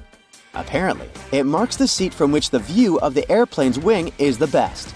It's needed for the crew to find the spot as fast as possible if, in case of an emergency, they need to inspect the engines, slats, or flaps. This mark saves a lot of time. Next, the rows aren't well aligned with the windows. This is business. Originally, all planes are designed with rows and windows lining up perfectly. But when an airline buys a jet, they add some additional seats, squeezing them closer together. This way, they have more seats, which means more passengers, so they can sell more tickets. But you get less space for your legs and might miss out on a window. Also, all windows have rounded corners, and this is done for safety reasons. There used to be planes with squared windows, but those caused crashes because such windows couldn't withstand high-altitude pressures. At high altitudes, external atmospheric pressure is lower than the pressure inside the cabin. So, there's a big difference in pressure inside and outside the airplane, and this creates stress. Without windows, this stress flows smoothly through the material. A squared window becomes an obstacle, and the flow of stress needs to change direction. The pressure builds up in the corners, leading to cracks. As a result, such windows break. Oval windows allow the stress to flow more smoothly without disrupting them too much and preventing stress concentration. So, oval windows are safer. The glass used in production is stretched acrylic glass, and there are 3 separate panes of it. This is done as a security measure in case there is a breach. This way, at least one pane will remain intact at all times. Have you ever noticed those small holes in the windows? The tiny hole is actually only in the pane that's in the middle. Its task is to regulate the huge pressure difference inside and outside the cabin. This way, the outer pane can handle the load. If the outer pane breaks, the middle one, even though there's a hole in it, will be able to keep the window intact. Also, that hole prevents the windows from fogging up. Now, let's say you want to relax and watch a movie. Luckily, there's a pair of headphones. But they're weird. They have a 2-pronged plug. No, this is not some kind of advanced technology. This is a witty move to prevent theft. If you can't use them anywhere else but on the airplane, no one will have the urge to snatch them away. Outside the airplane, they're basically useless. And then they bring food. There are people who love airplane food and people who aren't very fond of it. But most will agree that food does taste different in the air. Turns out, it's actually a thing.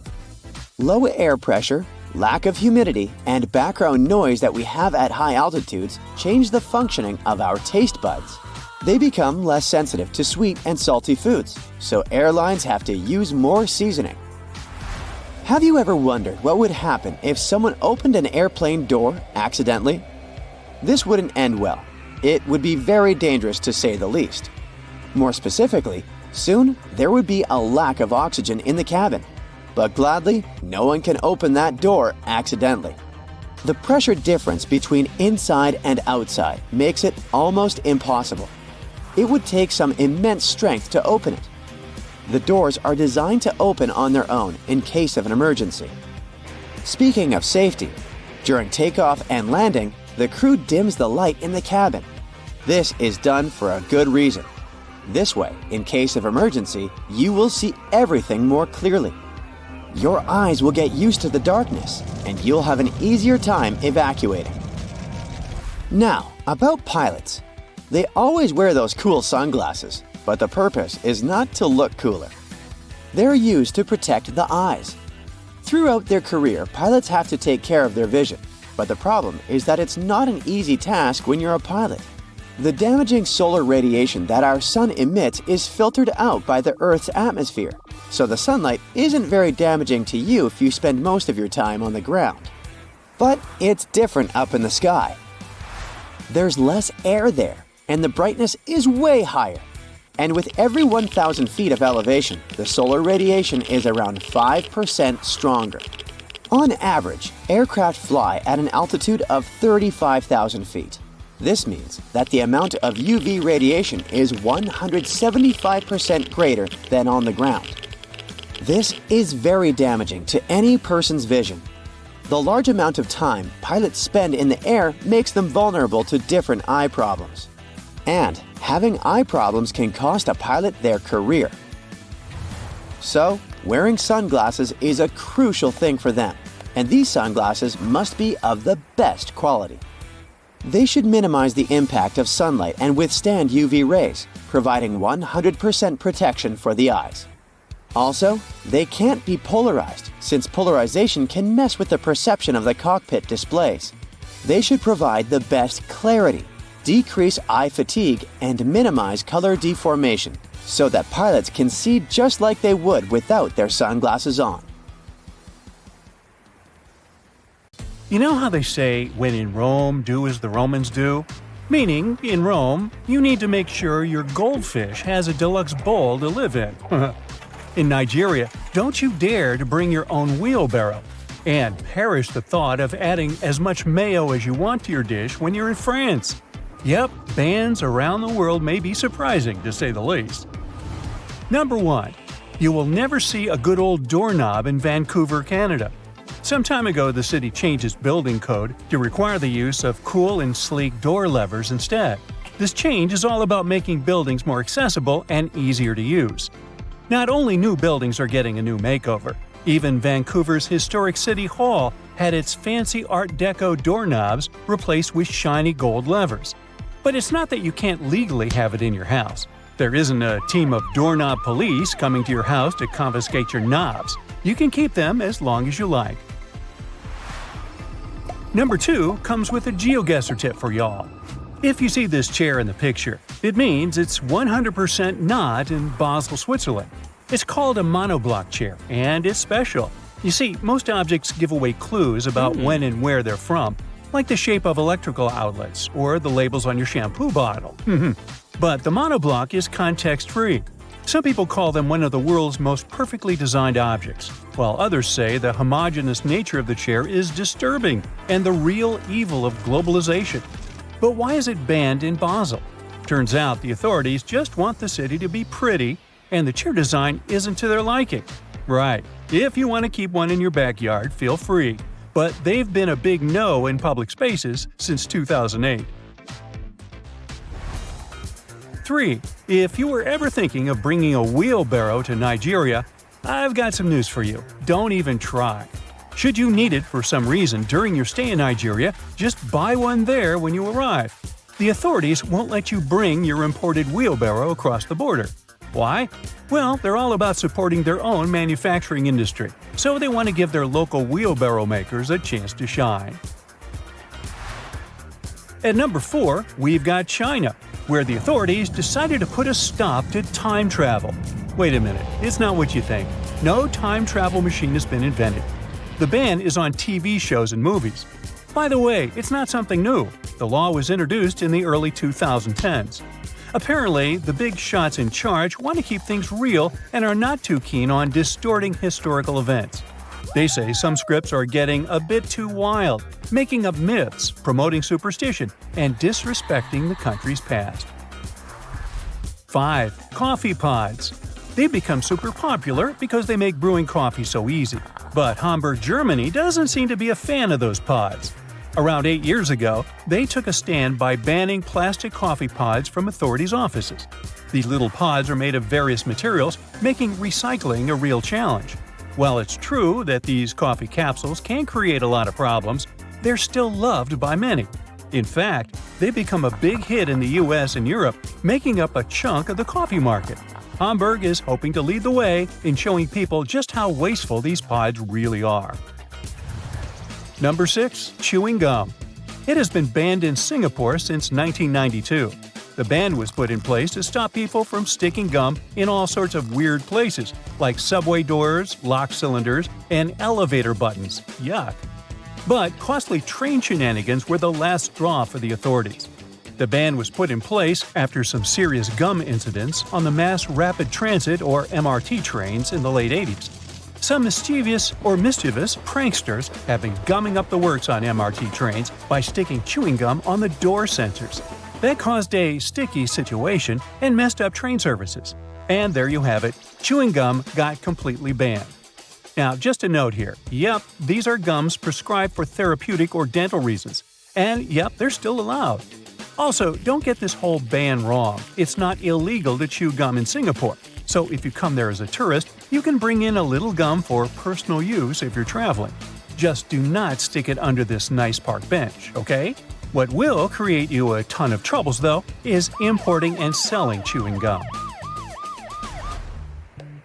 Iceland is number 7 in our ban hit parade.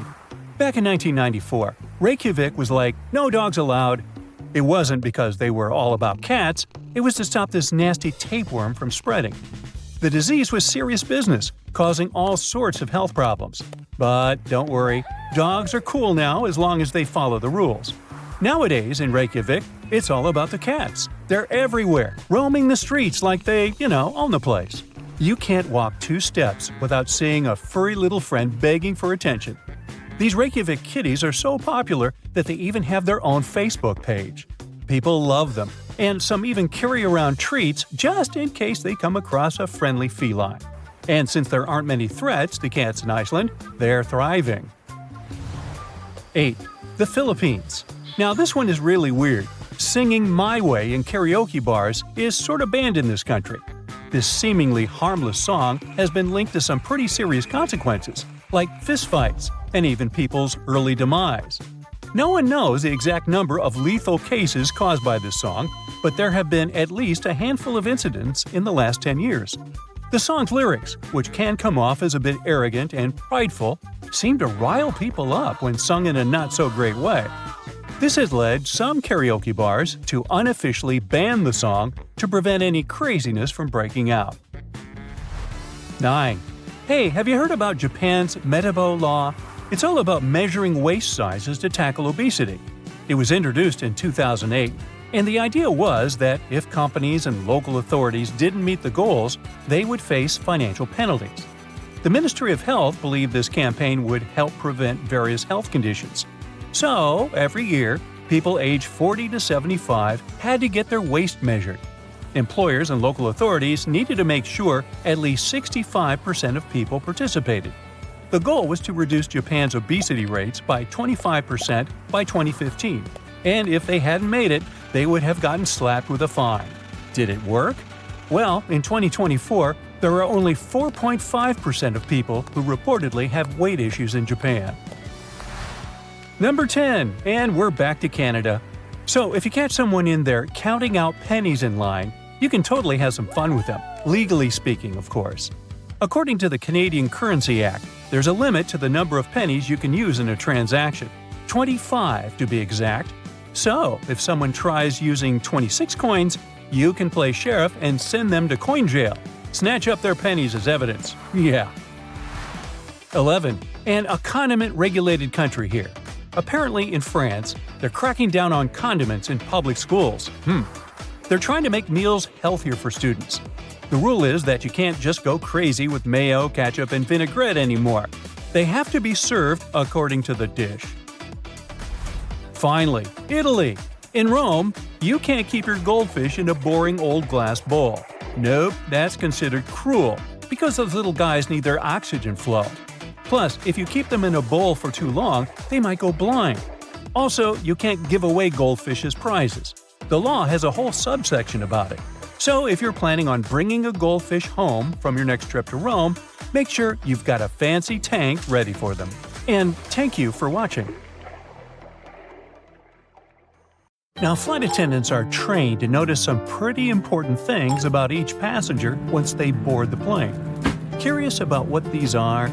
Well, first and foremost, flight attendants are all about safety. So if you're following the rules and paying attention during the safety demo, you're already off to a great start in their book. But don't worry, they're not just looking for rule followers.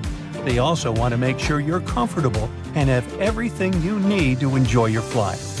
One thing they notice right away is how much luggage you're carrying. If you're struggling to lift a heavy bag into the overhead bin, they'll probably step in and help you out.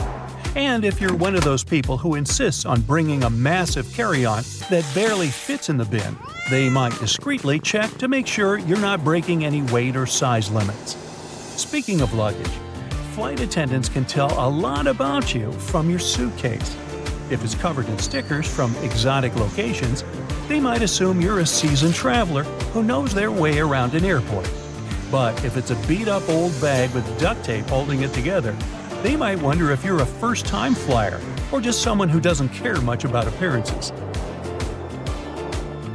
Of course, one of the most important things flight attendants notice about you is how you treat them and your fellow passengers. If you're friendly, polite, and respectful, they'll go out of their way to make your flight as pleasant as possible. But if you're rude, demanding, and throw a tantrum when things don't go your way, they might not be as eager to help you out. And then some. They'll always take a sneak peek at what's on your feet, too. It's not because they're all secretly obsessed with shoes, it's actually for your safety. They check out your sneakers to see if you can quickly and easily run in case of an emergency. If you're planning to board a flight, you might want to think twice before rocking those high heels, unless you want to hear an emergency command to kick them off. Speaking of emergencies, flight attendants also like to look at whether you're a fit person or not. They do this just in case they need some physical assistance in the event of some bad, unwanted thing happening. And hey, if you happen to be a doctor, don't be shy about letting the crew know. You might just be a lifesaver. Now, let's talk about food and drinks, my favorite topic. Flight attendants are always happy to serve you, but they also notice what you order. If you ask for something that's not on the menu or request a complicated custom drink, they might raise an eyebrow. But if you order something simple and easy to prepare, like a glass of water or a bag of pretzels, they'll be more than happy to oblige. If you're planning to fly with your furry friend, make sure to prepare it for some attention from the flight attendants. Don't worry, they're just curious about your cute companion. And if your pet is a trained service animal and registered with the airline beforehand, they're good to go. Also, if you've paid for your pet to fly, make sure they stay cozy in their carrier for the entire trip. Flight attendants are also trained to notice any unusual behavior or potential red flags. If someone seems nervous or anxious, they'll keep an eye on them to make sure they're okay. Luckily, some flight attendants are also happy to share some secrets that will make your next experience in an airplane way better. For instance, if you're wondering when's the best time to take to the skies, they may have some ideas. Some destinations, for example, have plenty of flights throughout the day. So the question is, should you go early or stay up late? Turns out that the best time is first thing in the morning. But shh, don't tell anyone, or they might steal all the morning flights. The reasoning is pretty sound, though. The weather is usually calmer in the morning, and any delays from the day before should have been sorted out overnight. Now, when it comes to holiday travel, here's another piece of advice. If you can swing it, give yourself a little wiggle room. For example, try flying on the day before the winter holiday starts, instead of the 24th itself. That way, you'll have a bit more flexibility and hopefully avoid any stress or last-minute airport drama. What can you do when it comes to delays, you might wonder? Well, they can happen at any time, unfortunately, and there's not much a flight attendant can do about it. But don't worry, flight attendants and passengers are on the same team. Also, don't believe the rumors. Flight attendants won't hide information from you. There's no point. If you're stuck on a delayed flight, don't hesitate to ask the staff for all the info you need, and rest assured they will do their best to get you on the next available flight as soon as possible. Now, what about jet lag? Surely flight attendants have the best remedies. If you're hopping across time zones, most flight attendants recommend catching a quick snooze upon arrival. But don't get too cozy. Stay up until nightfall to help your body clock adjust. After all, you don't want to be groggy when you arrive. Also, if you're only visiting a destination for a short time, airplane staff recommend sticking to your home time zone. It might just save you from the hustle of adjusting to another time zone unnecessarily.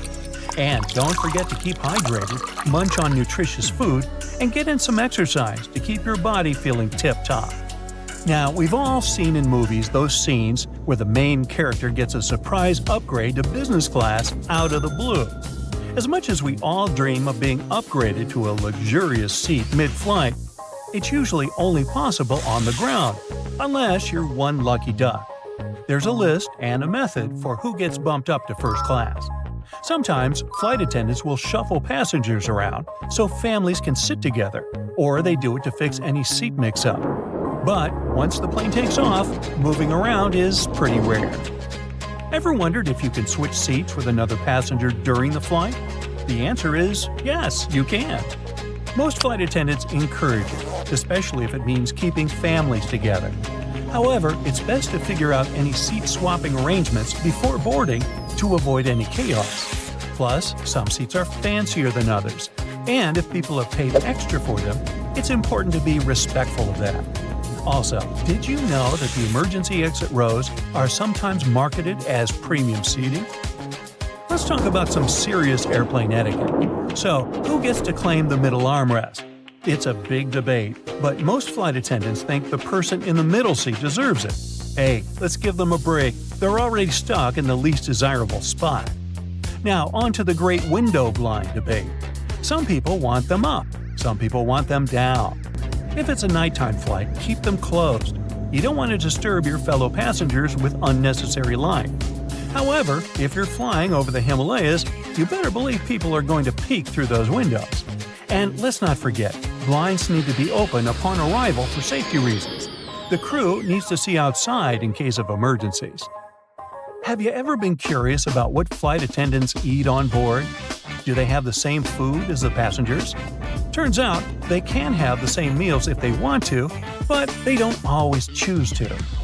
Some prefer to pack their own snacks like hummus, apples, and popcorn because the airplane options don't always keep them alert. They also focus on drinking lots of water and avoiding foods that might make them feel bloated, but they do indulge in airplane coffee. Some crew members even bring their own meals on board due to dietary requirements or to add to the festive vibe on holiday flights. I once saw a passenger give a tin of holiday cookies to the flight attendants. You can bet she got some extra special attention.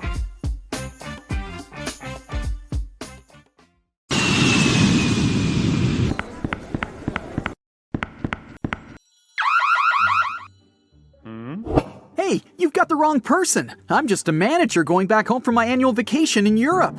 The TSA agent pulls out a massive chunk of delicious French cheese from your hand luggage. Turns out, you can only grab really small amounts of soft cheese on board, since it's considered to be liquid. Fun fact, you can bring a cheese grater on board without any problems, but you can grate no more than 3.4 ounces. That's the maximum cheese amount. Wait, you can't grate it. Cheese should be safely sealed in a plastic bag. Good news, hard cheese is fine to travel with. Okay, they took your cheese. A large bottle of water, you're bad. Some cream tubes and other fancy souvenirs. Look at that fine Swiss knife you grabbed in Geneva. It now risks ending up in an auction. If you're lucky enough, the airport might provide a shipping service to get your precious souvenirs and even cheese, if it doesn't go bad, to your home for a fee. Still, not all the airports do this. So, some of the banned items will go to an auction to raise money. The confiscated items are usually sold in bulks, so it's going to be pretty hard to find the ones that you had to leave behind. Some other objects with more specific purposes are donated to different organizations. Pepper spray, for instance, would go to a police training academy. As for cheese, prohibited exotic fruits, and other food and water, well, they usually just get disposed of. Some items, especially really bad and dangerous ones, may be simply melted or destroyed. Magic 8 balls pose no danger, but they have to be checked in luggage. The problem is the liquid inside them. Yeah, it might be less than 3.4 ounces, but let's face it, it's hard to count the exact amount. Ask your ball if you can take it on board. It's likely to give you a "don't count on it" answer. Relieving gel insoles are a bit disturbing on board. The problem is the same. It's impossible to count the exact amount of liquid. So, no gel insoles, and no gel candles either. Perfume and nail polish are kind of forbidden too. It's not only about liquid on-board restrictions, but also about etiquette rules. Some passengers may simply be allergic to their smell. Plus, they're flammable. As for nail polish removers, opt for an acetone-free version, since acetone is a no-go for hand luggage. Anyway, you can grab a bottle of perfume, as long as it's not too large and you don't use it on board. It would be a pity to leave a whole bottle in the trash bin before boarding. Still, you can sneak in the plane with more than 3.4 ounces of your favorite cream, claiming it's some medicine that you really need. But you do need to notify the airport beforehand. A bit weird, but it works. Sometimes. In case you need to check your body temperature on board, make sure your thermometer is electronic. Mercury ones are strictly forbidden. Who's going to pick up all the mercury balls if you accidentally drop it? Bowling pins are a no-go for hand luggage. Seems like the aircrew doesn't want anyone to have fun and play bowling in the aisles during a long and boring flight. No, it's all about our safety. They just think bowling pins might hurt someone. No sports equipment is allowed, be it a fencing foil, a bat, or even darts. Darts are sharp, and no sharp objects are allowed on board. Such items should travel in check-in luggage, unless you want them to end up in an auction. If you're into handmade things, and a transatlantic flight gives you enough time to knit a scarf or a pair of socks, opt for plastic or wooden knitting needles and wrap them carefully so as not to cause any damage. Those made of metal will probably be disposed of by melting, and they don't deserve such a fate. Snow globes, as with any other object containing liquid inside, aren't allowed through security. If your snow globe is as small as a tennis ball, you may be lucky to have it allowed, but it's better to play it safe and check the snow globe in. Liquid bleach is definitely a weird object for hand luggage, even if you're traveling in a white shirt. First, it's not allowed on board because it's highly flammable. Second, a brand new white shirt doesn't seem to be the right choice for a flight. Coffee and turbulence just don't mix. Third, the bathroom on board is far too small for laundering. If you're a hairdresser on a business trip, you'll probably have to invest a bit more when booking your flight. No hair bleach is allowed on board. Scissors aren't welcome either, unless their blades are 4 inches or shorter. By the way, scissors that aren't allowed to fly are often donated to schools, which is a good alternative to disposing them. Bad news for hairdressers again. Due to a gas cartridge that's filled with butane, cordless curling irons aren't allowed on board. Good news, electric curling irons are completely fine and safe. If you're an artist, you must have already struggled with security rules. You don't want your paint to get frozen or ruined in the luggage section, so you'll surely want to bring it on board. Security may be okay with your oil paints as long as they're under 3.4 ounces, but there's no way you can grab your extremely flammable turpentine. Now, in case you don't enjoy food on a plane and failed to order a meal on board beforehand, you can take any pan or pot on board and cook it yourself. No, you can't cook, and you can't grab a cast iron pan either. They're quite heavy. That's why they're likely to be dangerous. If a TSA agent confiscates it, it won't end up being donated to a local kitchen. It'll probably be melted. If you want to have some fresh smoothies while flying with fresh fruit that are allowed on board, like an apple or a banana, bad news for you. Blenders are allowed only in case you remove the blades, so technically it's not a blender anymore. Hey, here's when you need that cheese grater. English Christmas crackers can make a wonderful atmosphere of joy and happiness during Christmas holidays, but it brings nothing but a mess on board. It makes a cracking sound when pulled, which can frighten other passengers. They are not allowed in checked bags, just like party poppers and sparklers. High heels and thick soles aren't prohibited, but they do cause some problems. If you're wearing one of these, you may be asked to take them off to have them scanned. Sure, there are some plastic shoe covers, but these airport floors are swarming with germs. Wedding dresses are a bit of a problem too. Some dresses just don't fit in the X-ray machine, so they might need to be double-checked. All the fans of camping, beware. You probably want to check in a lot of luggage required for your trip, so make sure you check in the tent pegs too. Though, if you travel light with a carry-on backpack only, you'll probably need to buy some when you reach your destination. Since they're sharp objects, tent pegs are not allowed on board. It's hard to imagine anyone having a drill inside their 5-pound carry-on luggage. But anyways, these are not allowed. So if you're a creative person who wants to bring a drill home as a vacation souvenir because magnets are lame, you'll have to check it in.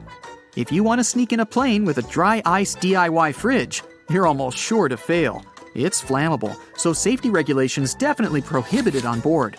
You can bring up to 5.5 pounds of dry ice, but airline permission is required. Anything with an uncovered blade is not allowed through security. Instead, a disposable razor or cartridge blades can be taken on board. Box cutters and knives, with a teeny tiny exception of a smooth butter knife, should be in checked luggage. Soap bars are allowed on board, but don't panic if a TSA agent wants to double-check your bag after scanning it. It just may look a bit odd on the screen and mislead them. Liquid soap, instead, follows the universal liquid rule. Rules for batteries may vary. Spillable batteries are allowed neither in carry-on nor in checked luggage, and lithium batteries also can't be carried on board, only because if damaged, they can cause a fire. Okay, you travel with your Mr. Scratchy, and yes, a laser pointer is your furry friend's favorite toy. But you gotta make do without it this time, buddy. Laser pointers are not allowed in carry-on nor in checked luggage. A walking stick can be used as a mobility device and then let on board, but surprisingly, TSA may prohibit this item sometimes. Play it safe and notify your airline in advance. Bon voyage! So, it's pouring outside when you get on a plane. If you were in a car, you'd simply switch on the windshield wipers and the headlights after turning the key in the ignition. Do pilots do that? Airplanes spark so many questions, and it's time for some answers. Do planes have windshield wipers? Yes, commercial planes do, but they're only used during taxiing, takeoff, and landing. Once a plane reaches its cruising altitude, pilots turn them off. The plane's speed is fast enough to clear the windshields from rain. Wipers might be absent on single-engine airplanes because the propeller airstream blows strong enough to keep the water away. What happens when a plane loses one engine in flight? Actually, it goes, "Hey, has anybody seen my engine? It was just here a second ago." No, nothing special. The plane actually just keeps flying. There are certificates for planes flying over oceans or long distances that state how long they can do it. For example, the Boeing 787 can fly for more than 5 hours without the second engine. It's enough for pilots to plan a safe landing. Well, why is it so cold on a plane? The temperature on board averages 74 degrees Fahrenheit, about the same as in most office buildings. But you feel so cold because your body doesn't move much, producing less heat to warm itself. The crew doesn't turn the heat up because hot air can cause some passengers to faint during the flight. Do airplanes have horns? Yeah, and some of them have a whole trumpet section. Actually, yes, they do have horns, but pilots don't use it to scare away birds or get other aircraft's attention in the sky. "Hey, move over, buddy!" Actually, you can hear that high-pitched chime only on the ground when the plane isn't moving, like when an engineer checks something in the cockpit and wants to get the attention of a ground crew member. Why do planes leave white trails in the sky? It happens when the engine burns fuel. It ejects water and carbon dioxide that gets mixed with the atmosphere, and since the air is cold at high altitude and this exhaust is hot, the water condenses and may freeze, creating those white tails. Do airplanes have brakes? Yes, there are multiple disc brakes made of carbon steel material, similar to the ones in your car. But using them only isn't enough to stop the plane when it touches the ground. The braking system also includes different surfaces that slide out of the wings and disrupt the airflow. Can a plane door open mid-flight? The cabin pressure is the force that won't let that happen. If someone tried to do it, they would have to overcome more than 24,000 pounds of pressure, the weight of a ship anchor. Plus, there are lock bolts deep inside the aircraft structure that hold the door in place. What happens when lightning hits a plane? Now, statistics say this happens to every commercial plane about once a year. But the aircraft's metal parts and lightning protection systems prevent electrical buildup. So, in most cases, this leaves a plane with only a scorch mark on its surface. Why don't the seats and windows always line up? Good question. All commercial planes are designed with seats and windows perfectly aligned. But when an airline buys a jet, it often chooses to add extra seats. More seats mean more passengers and more tickets sold. And less of a view and less legroom for you. See how that works? Why do flight attendants touch the overhead compartment? You'd think that they're checking to see if it's closed tightly. But nope, they use a scalloped handrail hidden at the bottom of the overhead compartment for a steadier walk along the aisle. What are those white spiral marks on engines for? Well, since the ground staff wear hearing protection, they can't rely on their ears to decide if it's safe to approach the plane. Seeing that moving swirl on jet engines prompts them to stay away from the area. Why are there holes in airplane windows?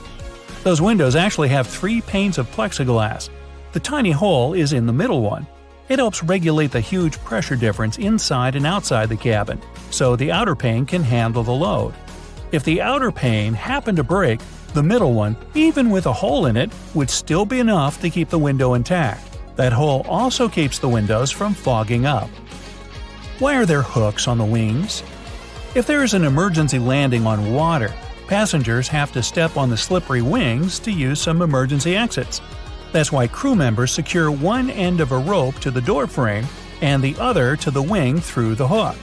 Another rope is secured in the second hole, safely leading passengers along the wing to the inflatable slide. Why do the wings have different colored lights? It's for Christmas. No, that red light on the left wingtip, the green one on the right, and the white one on the tail make up the plane's navigational lights. They let other pilots know the plane's position and the direction it's moving in, toward them or away. Do planes have ignition keys? Well, since ignition keys are usually a security measure, most commercial planes don't need them. They're locked in hangars under 24/7 surveillance.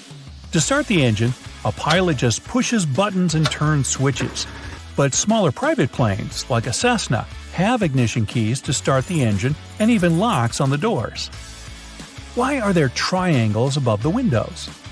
These black and sometimes red stickers let the crew know which window is best to look out when they want to check the moving parts of the wing. If you get motion sickness during the flight, try to choose a seat between the triangles for a more comfortable trip. How can you get extra space on a plane? Well, if you're lucky enough to get an aisle seat, there's a magic button near the hinge under the armrest closest to the aisle. Press it, and the armrest will swing up to the back of your seat. Why are most planes white? Well, this color reflects the sun better than any other, so it helps keep a plane cool. It's also much easier to spot any cracks, dents, leaks, and other faults on the white surface. And paint makes a plane 1,200 pounds heavier, causing it to burn more fuel. Airlines save money by not painting them. Why don't airplanes have parachutes for passengers? Well, like paint, parachutes would also add extra weight, around 8,000 pounds. Plus, skydivers must go through at least 4 hours of training to learn how to handle a parachute. Lastly, jumping out of a plane at 35,000 feet in the air is simply not safe, because temperatures at that altitude are colder than the Arctic, minus 65 degrees. Why can't planes fly when it's hot? Well, the molecules in hot air are much more spread out. To lift a plane, you need dense air. That's why it gets harder for a plane to take off as the temperature increases. Besides, scorching weather can overheat the internal machinery or even melt some of its parts. So, if it gets 104 degrees Fahrenheit outside, your flight might be delayed. Why do planes have round windows? The very first commercial planes had square ones, but after some time, they started flying at a higher altitude that demanded the cabin be pressurized. Frequent pressurization and depressurization deformed and even broke windows with corners. They were replaced with round ones since they withstand the pressure much better. How do the oxygen masks work? Very well, actually. If the cabin is depressurized at cruising altitude, it loses oxygen. The masks provide that, but only for 15 minutes. It's okay though. That's long enough for the pilot to descend lower than 10,000 feet, where the air has more oxygen and people can breathe normally. What causes turbulence? Your trip gets bumpy because of 3 main reasons: storms, mountains, and jet streams. Just like an ocean, air creates waves when it meets a mountain, and sometimes it has nowhere to go but up in strong currents affecting a plane. Jet streams are bands of swift winds that appear when warm air masses collide with cold ones. Storm clouds push air away, creating unpredictable waves. Why do planes sometimes dump fuel? If there's an emergency landing, pilots must quickly get rid of excess weight, since they didn't burn it, and get to the destination runway as light as they should be. The lighter the plane, the softer it'll touch the ground, so no blown tires or fire. Why are the doors on the left side? Well, the captain usually sits on that side, so aligning the plane with the terminal jet bridge is easier. They fuel the aircraft and load baggage on the right side. If passengers are coming in on the left, it doesn't disturb those crews. Why do they dim the lights during takeoff and landing? It takes your eyes up to 30 minutes to fully adjust to a dark setting. Dimming the lights at night or dusk prepares them in case passengers need to make an emergency exit. They fade the lights during the day to save some engine power. Why are most plane seats blue? This color is psychologically associated with safety and reliability, so flight-weary passengers feel less anxious. Besides, stains and dirt are less visible on blue seats. Now we know! Behind those huge steel doors is one of the most guarded places on Earth. It's known as Site R, or the Raven Rock Mountain Complex.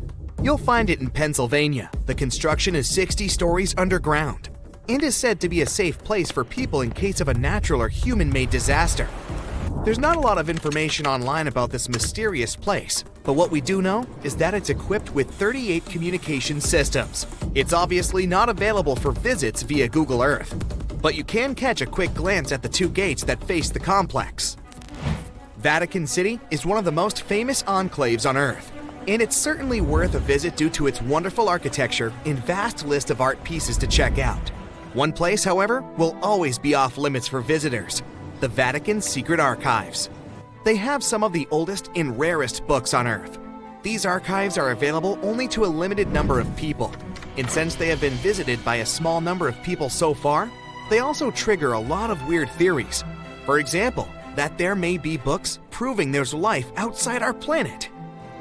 If you're fascinated by shipwrecks, you'll be interested to know that one of the largest wrecks you can see on Google Earth is on North Sentinel Island, India. It used to be called the SS Jassim. It was a Bolivian ferry that sank in the area back in 2003. The reason why people can't visit it physically isn't because of the ship itself, but because the island is home to the world's most dangerous tribe. We don't really know how many people live there, but it was estimated that between 50 to 400 people call this place home. And they really don't like tourists. No person that tried to reach them survived. Also, to protect them, their privacy, and their special status, the island is closely monitored by the Indian authorities. That's mostly because it's believed the locals don't have any immunity to modern diseases. So being in contact with foreigners might be dangerous for the tribe's people, since they've never seen the outer world.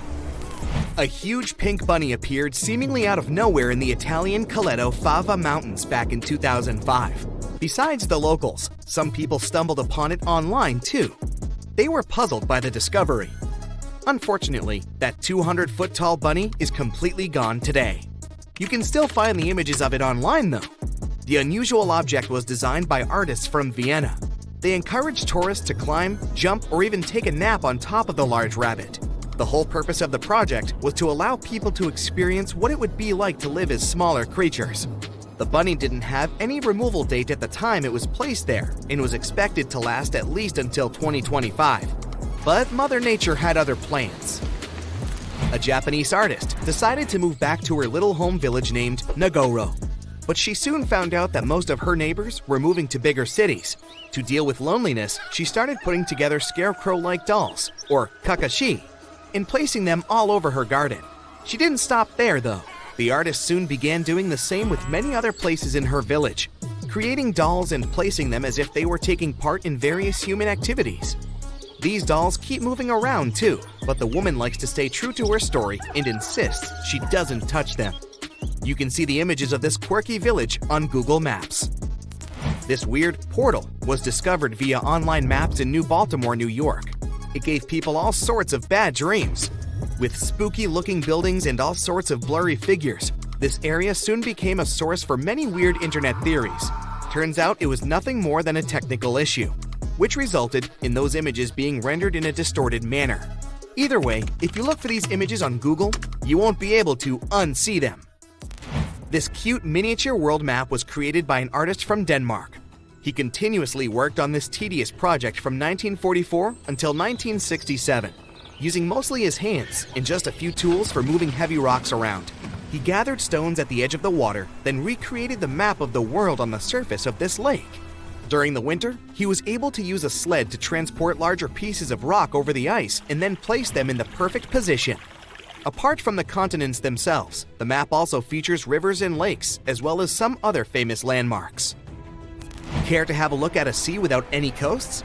Search for the Sargasso Sea. You'll find it in the northern Atlantic Ocean. This weird sea is surrounded by 4 ocean currents and no dry land at all. It got its name from the seaweed that grows there, sargassum. Fingerprints on the lens of a satellite camera? You may be tricked into thinking this if you search for the Finger Maze. It's located in the city of Brighton, UK, and is a large fingerprint created in Hove Park. It also has a maze at the center. It can be really hard and time-consuming to look for wild animals on Google Earth, but the Geo browser does have a nice feature that can help if you're eager to see hippos and flamingos in their natural habitat. Try Googling animals from above and start scrolling through these images. This unique feature can take you from Kenya to Namibia and even all the way to Antarctica, where you can see emperor penguins. There are some places on Google Maps that, for specific reasons, aren't available for the online public, like the Royal Palace in Amsterdam. If you head over there via Google Earth, you'll see that everything around the Dutch Royal Palace is still visible. like the vegetation and roads, but the construction itself is blurred from all angles. That's probably because local authorities want to keep the unique views of the palace for the eyes of physical visitors only. The same goes for the Tantaco National Park in Chile. This one is a privately owned nature reserve that can only be seen on Google Maps from a distance. Once you reach a certain point, the zoom feature stops working. Some people say that since it's a nature preserve, it may be home to some endangered species, and extreme measures are taken for their protection. You know how a certain brand of fried chicken has a certain kernel on their logo? Yeah, you won't see any of these logos in high resolution on Google Maps. That's because the online map uses specific algorithms to detect people's faces and blur them out. As you can see, it's not always really that accurate. It's called Snake Island, and the Brazilian authorities prohibit people from visiting it. For good reason. You'll find the island near the city of Sao Paulo in Brazil. It's said to be home to over 4,000 snakes. Some of the most venomous types of reptiles on Earth call this place home. If that's not creepy enough, how about that some of them are so dangerous that a small drop of their venom can permanently damage the human skin? You can see the shape of the island on Google Earth, but the more you zoom in, the blurrier it becomes. Here's another cool thing you can do on Google Earth: time travel. Well, at least sort of. You won't be able to travel back in time and tell yourself to study more for that tricky exam, but you can see certain historical images of places you like. You can check if this feature works by looking at the upper left corner of the screen. If you can see a small icon with a clock, it may allow you to scroll some years back. But you can also see how sunlight affects Earth if you turn on the sunlight feature. You check into your hotel room, connect to Wi-Fi, jump on the bed, and post 15 photos of your new window view. When the initial surge of excitement is gone, you notice a suspicious blinking light on your big TV. Could it be that someone is watching you? Or have you just seen too many spy movies? Well, hidden cameras come in all shapes and sizes. Large ones are easy to spot, but the small ones can be really sneaky and inconspicuous. They can be hiding behind furniture, in decorations or vents, and anywhere else you'll have trouble noticing. There are even special cameras that can be hidden in everyday movable objects like alarm clocks, picture frames, vases, and lamps. Check to see if these objects are facing at a strange angle or if they're positioned to get the best view of your room or bathroom. The easiest way to spot a hidden cam is to look for the lens reflection because all cameras come with lenses. Turn off the lights and slowly scan the room with a flashlight, laser pointer, or a special wireless spy cam detector. It comes with infrared scanning lights and one illuminating light. When you find a reflective red spot, you gotta turn on the flashlight to help check if there is a hidden camera. Definitely check the vents along with any other holes and gaps in the walls or ceiling. Some advanced detectors even show you what the camera is seeing, making it way easier to spot and disable. The detectors only work on cameras that are turned on and working normally though. Your mobile phone can also help you find some hidden threats. Turn on Bluetooth and walk around. See if any unknown devices pop up on the screen. Another idea is to install a network scanner app that shows all devices that are connected to the Wi-Fi network you're using at the hotel. When it's done scanning, study the list for devices called something like IP camera or cam. Plus, you can put your phone on selfie mode, turn off the light and close the curtains, and look around the room slowly while focusing on the screen. Keep an eye out for purple or white lights on the screen. You can play detective some more and call your friend or family member and start walking around your room. Secret cameras should emit a sort of radio frequency. It will most likely interfere with your phone call signal. If you start hearing any weird noises while you're on the phone in a certain area of your room, make sure to inspect it carefully. Check out the light switches, electrical outlets, lamps, and other objects you normally wouldn't pay attention to. If they look a bit crooked, have a hole, or seem misplaced, it could be a sign that someone tampered with them. Many spy devices need wires, and whoever installed them had to hide those wires, often behind the vinyl baseboard. That's why the place where the floor and the wall meet is another area you should check. Ridges, bumps, or discoloration could be a sign there's a microphone hiding there. The same goes for spots on ceilings and walls, even if they're not larger than a coin. If you do find a hidden camera or something looking suspicious, don't shy away and let the hotel administration or your booking service know about it. Don't try to touch or move the device yourself. If the hotel denies everything, contact local law enforcement. After you've scanned the room for cameras, check out the mirrors. Someone could be watching you from the other side. First, see if the mirror is built into the wall or can be adjusted. If the mirror is semi-transparent, it will be built into the wall. You can do a simple test to check the mirror.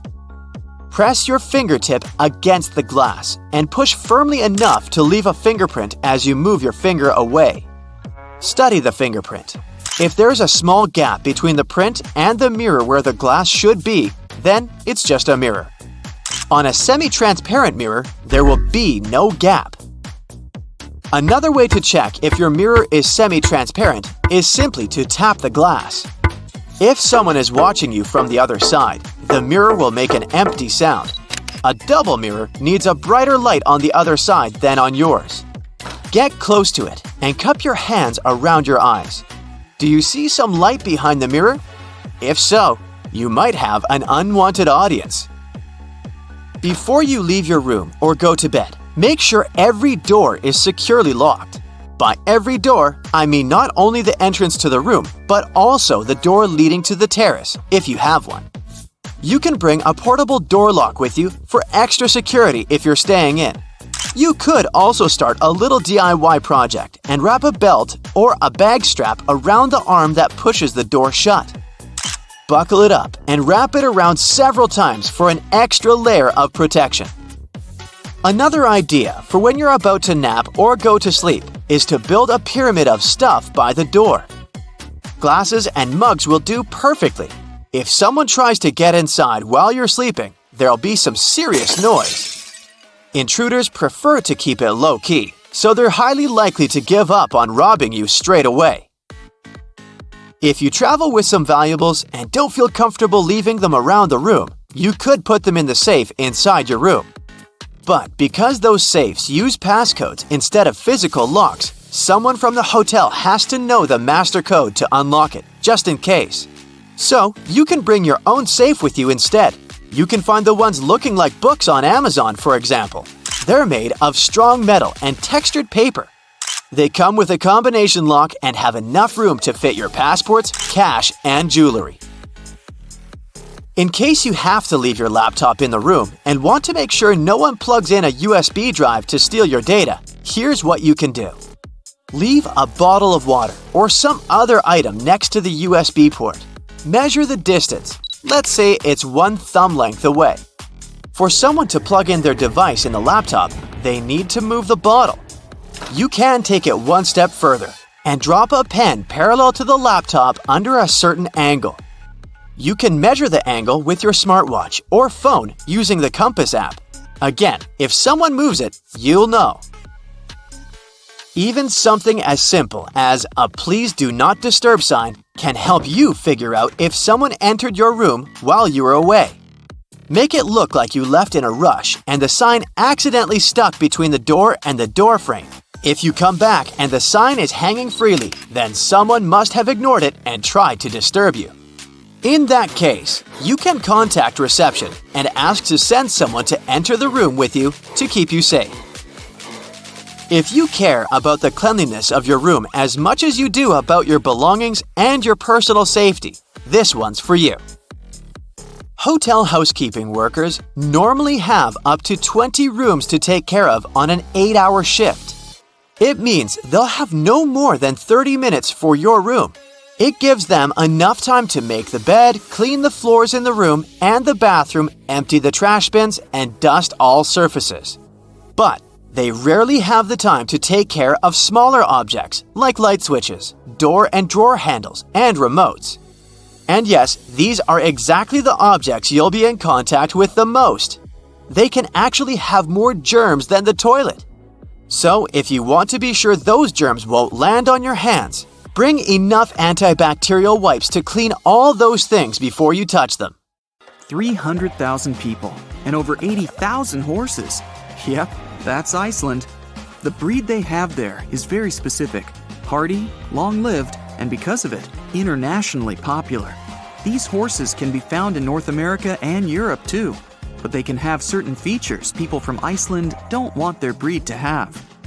Because of that, the Icelanders wanted to avoid mixing their horses with other breeds, so they passed a law over 1,000 years ago that said no horse imports. That's right, even if they give you some of their own horses, you can't take them back. No chewing gum in Singapore.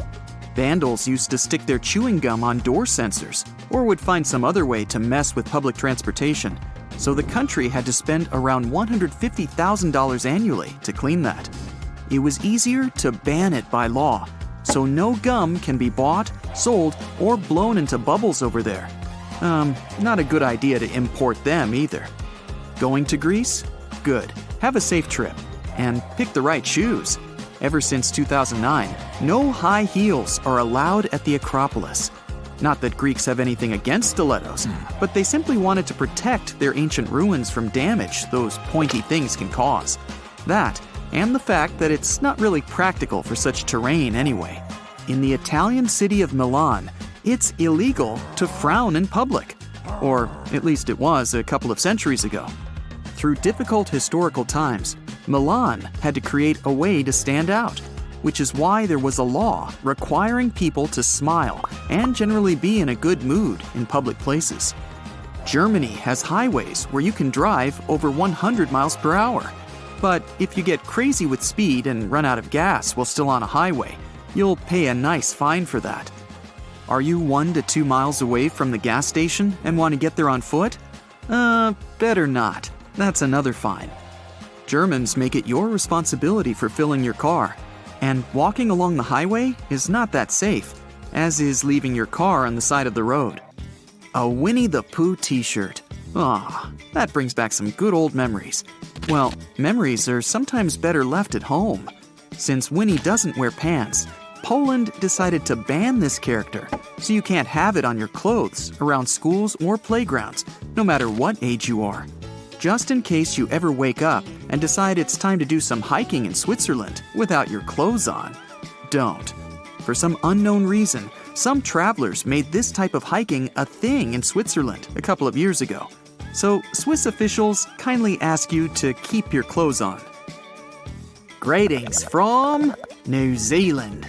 If you want to spend your Sunday afternoon flying with a rooster in a hot air balloon, you might have to find another country to do it, because here, it's illegal. Sorry. Staying in their neighborhood, in 1966, there was a law that prevented you from flying a kite in Australia in a public space if that bothered other people.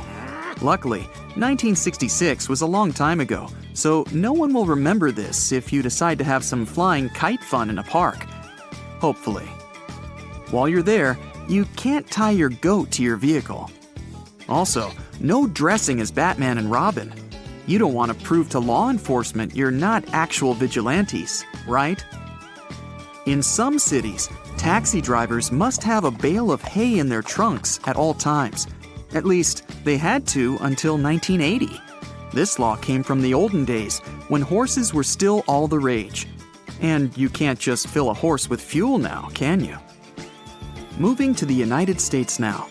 If you're in Washington, don't even think about going after Bigfoot. They passed a law in 1969 where Bigfoot was proclaimed to be an endangered species. So, they didn't say anything about the Yeti though. In Vermont, there used to be a rule prohibiting clotheslines, as some people voted against unsightliness of others' linen and underwear hanging in everyone's view. That's why they made a new regulation. You can't forbid people to put up clotheslines. One rule against another. Yep, that should work. Shh, can you hear that? Someone's talking behind this door. Oh, I wonder what they're saying. Stop right there. At least if you're in Oklahoma. The law says you can't secretly wander around and accidentally overhear someone's conversation and then repeat or publish it later. So if you have anything to share, Go tell it to the people of Oklahoma. Your secret is safe there. If you ever take a walk in Nevada and then decide to lay down on the sidewalk and take some rest, think twice, since that's illegal there. Don't sit either. You won't get away with it. Nuances, you know. If you're from Baltimore, Maryland, remember not to bring your lion to the movies. I know the big cat wanted to see it badly, but rules are rules. Also, while you're there, remember a couple of more things you shouldn't violate. No saying bad words in public places. No eating while swimming in the ocean. And no sleeveless shirts in public parks. You shouldn't throw bricks onto a highway in Iowa, unless you get written permission from the city council. Well, when you think about it, it's fair enough. If you don't feel like looking at large shiny billboards all over the city, go to Hawaii, since they banned those in 1920. Well, definitely not the only reason to visit Hawaii, but it's good to know. Meanwhile, other states like Vermont and Maine followed suit and are proud of it. One town in Georgia takes eating fried chicken very seriously. No fork, you eat it with your hands.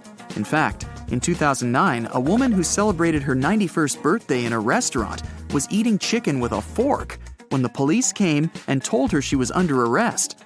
The lady was later pardoned, but careful how you eat your chicken in Georgia. What else is there to say? Speaking of which, do you know why the chicken crossed the road?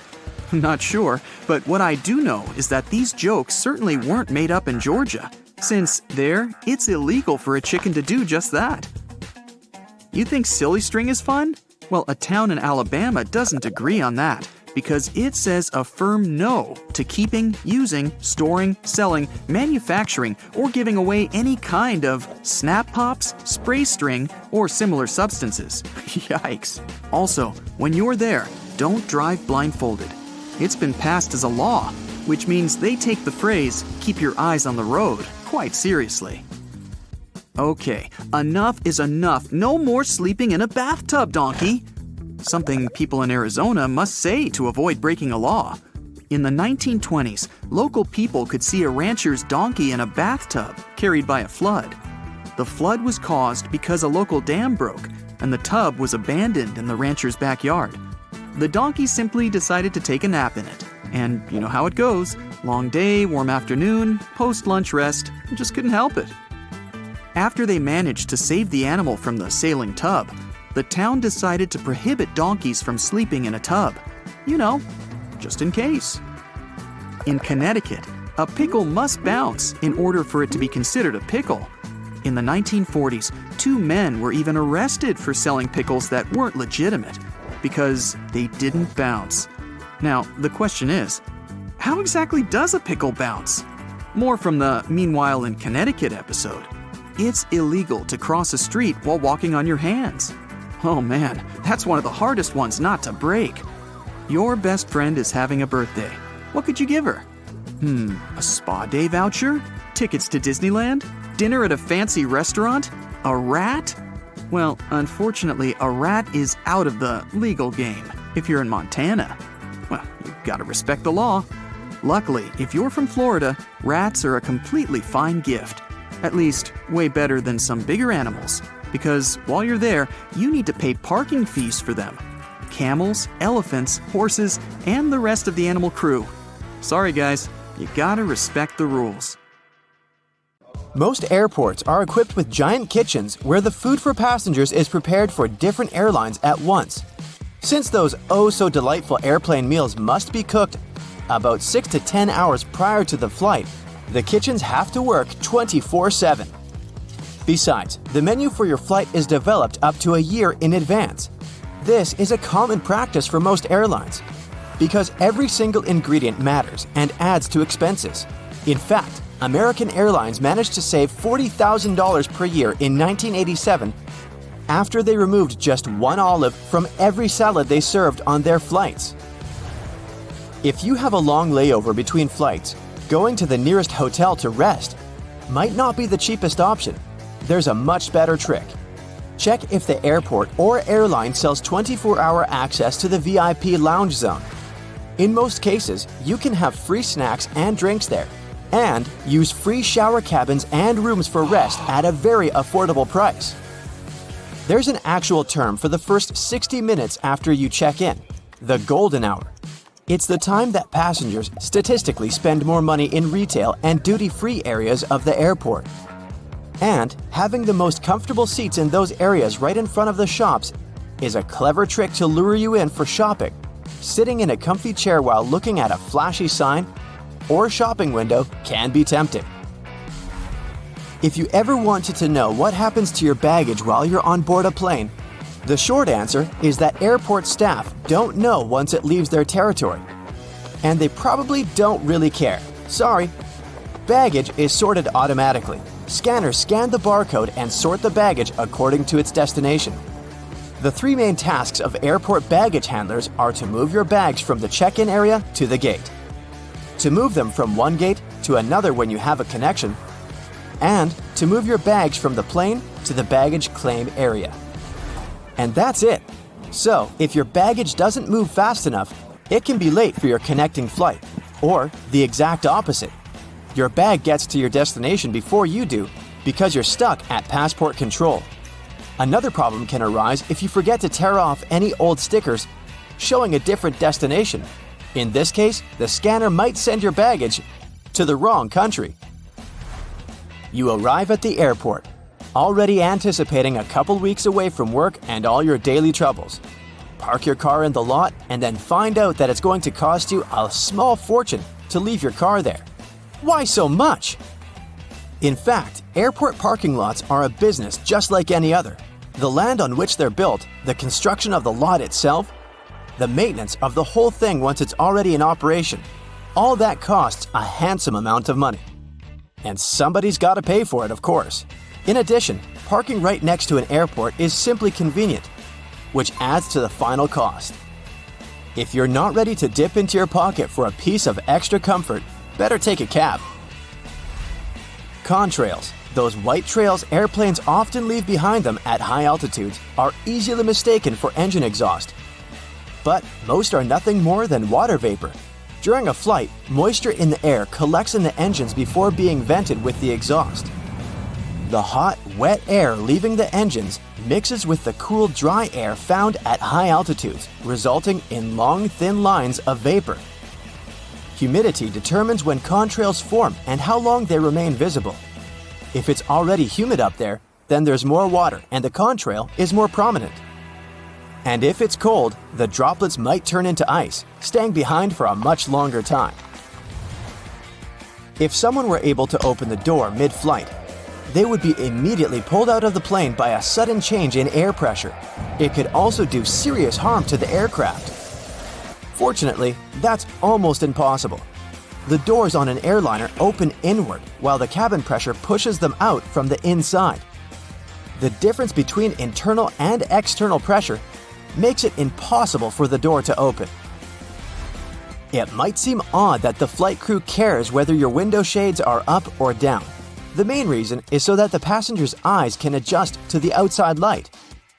Mostly, it's just a matter of getting people on and off quickly. But in an emergency, the last thing they want is people stopping to blink before they evacuate the plane.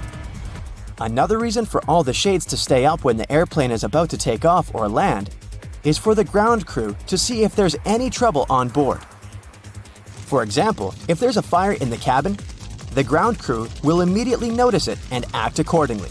If the shades are down, they might lose precious time they would need to rescue the passengers and the airplane crew. Ever notice the numbers on the end of the runway? They're actually used to show the pilot which direction the plane is facing. For example, the number 36 is short for a heading of 360 degrees, or due north. Along with numbers, the letters R and L indicate if the nearest runway is to the right or left. Every commercial airplane you've been on has only one wing.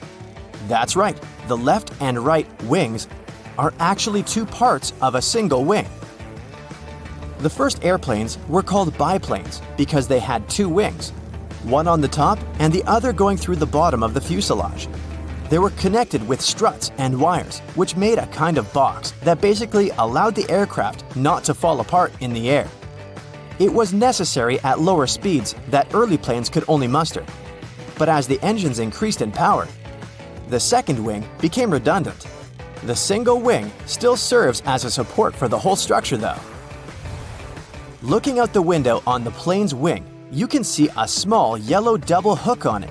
It seems strange since it might mess with aerodynamics, but it's there for your safety. In case of an emergency landing, these hooks are used to secure ropes that help passengers exit the plane via the wings. If they're slippery, the rope will help you keep your footing and not fall over while going down. There are several extremely fast streams of air high up in the atmosphere of our planet. Their paths are meandering, but they have a more or less constant flow, allowing passenger aircraft to use them. When an airplane comes close to a jet stream, it may adjust to the direction of its current and fly a lot faster, propelled by the flow. Many airlines use this to their advantage to cut the fuel costs and make air traveling even faster. Clouds, especially thunderheads, can indicate that an area of turbulence is ahead. But sometimes, clear air turbulence occurs when a plane can drop a few feet and start shaking without any warning. It happens when two bodies of air clash at very high speeds. And it's absolutely invisible, so the pilots can't tell when it would happen. The chances of getting into an area of clear air turbulence are higher at low altitudes, over mountain ranges, and near the jet streams. Normally, after it's hit by lightning, an airplane is sent for inspection right after landing, but it can still safely complete its current flight. The fuselage conducts electricity well enough, and like with a lightning rod, the zap will most probably strike one of the tips of the airplane, either one of the wings or the nose. Then it seeks the ground, but doesn't find it, exiting from the tail in the end. It's easier for electricity to roll through the surface of the plane than go inside, so people on board are safe from its effects. Still, lightning is powerful, and there can be some damage done to the airplane on the outside. That little yellow hook you can see from the airplane's window if you're sitting next to the wing is there to help you in case of an emergency landing. Inflatable slides can only be deployed from the emergency exit doors in the front and the tail of the plane.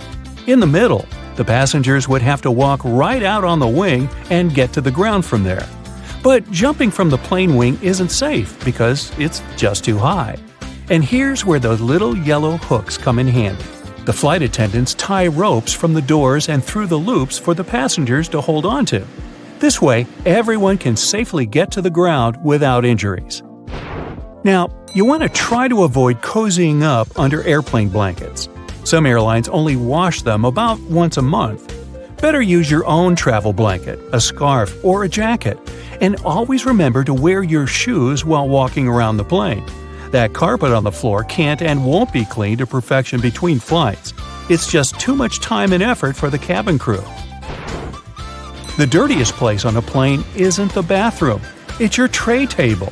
It has 8 times more bacteria than an onboard toilet flush button.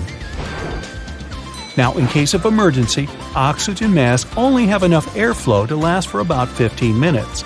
Luckily, it's just the amount of time a plane needs to find a suitable landing place or to at least descend to the altitude where people won't need oxygen masks anymore. You may wonder why you're asked to lift your seat back and close your tray table before takeoff and landing, but it's for your own safety. A reclined seat is comfy for you, but it makes it harder for the passenger behind you to get out of their seat, which is crucial in case of an emergency. The lower tray table is the same way, only this time it's you who won't be able to stand up fast enough if anything happens. Besides, the tray table prevents you from assuming the secure position in the event of an emergency landing. This position requires you to bend over in your seat, put your head between your knees, and cover the back of your head with your hands. Imagine doing that while your tray table is open. If you look around the cabin, you'll notice little black or red triangles around the midsection of the plane. These stickers let the flight attendants know where the airplane wings are located so they can immediately look out the right window to see if something is amiss outside. You shouldn't lower the window shades while taking off, taxiing, or landing for 2 reasons. First, The flight attendants must always be able to monitor the situation outside, and open shades help them with that, obviously. Second, if something's gone wrong on board the plane while it's on the ground, for example, a fire, the ground crews won't be able to see it and evaluate the situation before going in unless the windows are open. That tiny hole you see at the bottom of any airplane window isn't there to scare you nuts. In fact, it helps keep the pressure from the inside and the outside of the window equalized. The hole itself is only made in the second layer of glass, and there are 3 of them overall, which also helps with security, by the way. Even if the outer glass breaks, there will still be 2 more to keep you safe. Now, you might see flight attendants touching the overhead compartments while they're walking along the aisle, but that's not exactly what they do. Right beneath the compartments, there's usually a handrail that goes all the way through the cabin, so you can also use this trick to stay firmer on your feet in the aisle. The pilots dim the lights in the cabin during nighttime, not for you to get cozy and sleepy. Our eyes have a hard time adjusting to darkness in the first few minutes of sudden lights out, and in the case of emergency, every second matters. So the lights get dimmed to let you get used to darkness in case something happens and you have to act fast. Pay attention to the aisle floor too.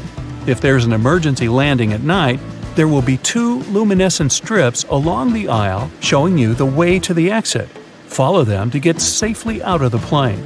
Flight attendants also suggest counting the seats between you and the emergency exit once you're seated.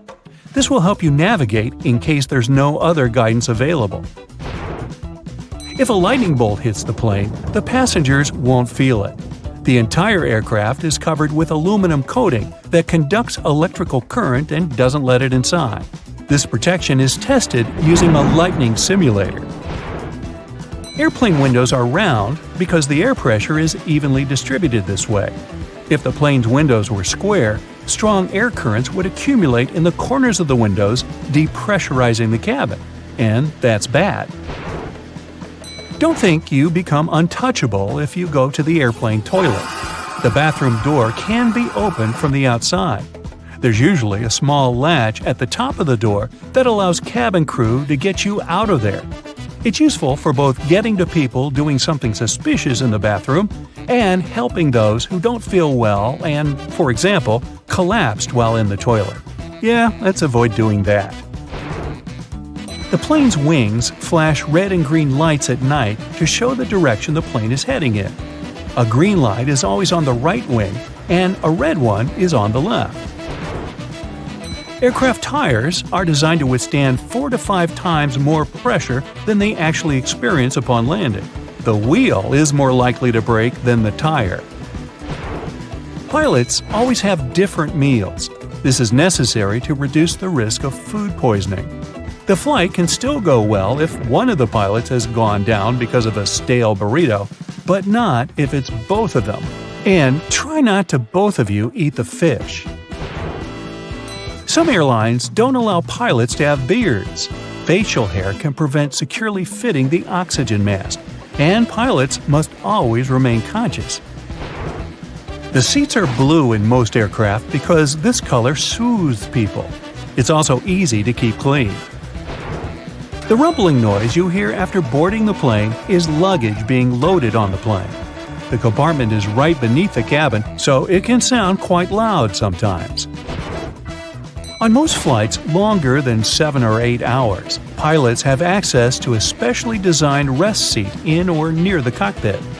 Flight attendants typically have a section of the cabin reserved for them, and it's sometimes separated from the passenger areas. Some larger aircraft even feature private crew quarters above or below the main cabin. The wings of most passenger aircraft are located at the bottom of the plane. It's called a low wing. Firstly, if you install the engine under low wings, it'll be closer to the ground and easier to repair. Secondly, the wings will take on part of the shock in case of a hard landing. And if the plane falls into the water, then the wings become a life-saving pillow. By the way, a plane can stay afloat for 10 minutes to 60 hours. It all depends on the model of the plane, weather conditions, and pilot skills. Now, most airplanes are white, because this color best reflects the sun rays and the aircraft body doesn't heat up as much. Also, the damage is best seen on white, and white paint is simply cheaper. Shoulder straps seem more secure than just a waist belt, but not in the case of planes. When the plane gets into turbulence, it's tossed a bit in the air.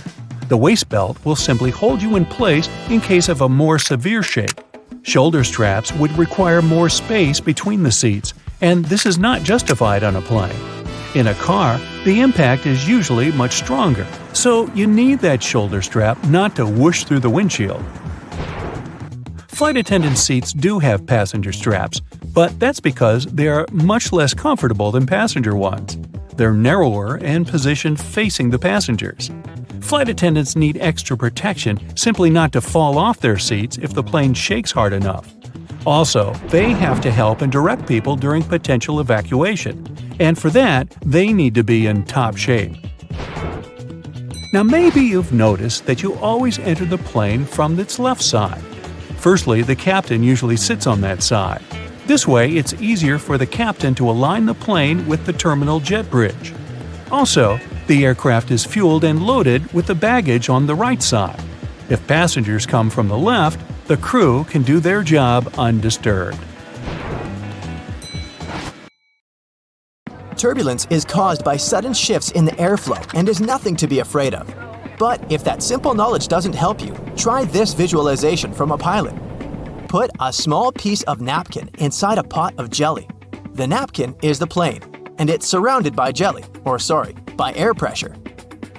If you tap the jelly, the napkin will not fall anywhere. It just starts slightly moving within the jelly. Once the plane gets to its cruising altitude, it seems like the engine noise disappears altogether. No worries there, the engine is still working fine. It becomes way quieter than on takeoff because there's less thrust generated at this point. The air gets thinner, and the plane needs less power to maintain its altitude. If the pilots leave the engines at their climb setting, you'd be traveling beyond the speed of sound, and that isn't a part of the plan. That small hole you see on the back of airplane tails is part of the auxiliary power unit. It's there to produce power for an airplane's electrical systems, including lights, navigation controls, heating, and AC. The power unit is activated when a plane is on the runway. It doesn't provide complete power to airplanes. Once the airplane engines are turned on, the unit is disabled. It's only reactivated when the airplane lands at its destination. The turbines are located under the wings, since this makes it cheaper, faster, and easier to service the engines. They used to be placed in the tail, but it required expensive equipment and much more time to repair. When they started installing the engines below the wings, ticket prices went down. When seated in the exit row on most planes, you need to pull the window blind up, not down, to close it, unlike in all other seats. It's designed so for safety reasons. The overwing exit is there to help people quickly leave the plane in case of an emergency. Some of those exit window doors stay attached to the plane, others come away from the fuselage, but they all have an emergency handle at the top of the panel. You wouldn't be able to open the exit without it. There's another handle on the outside of the plane. Rescuers use it to open the door from their side.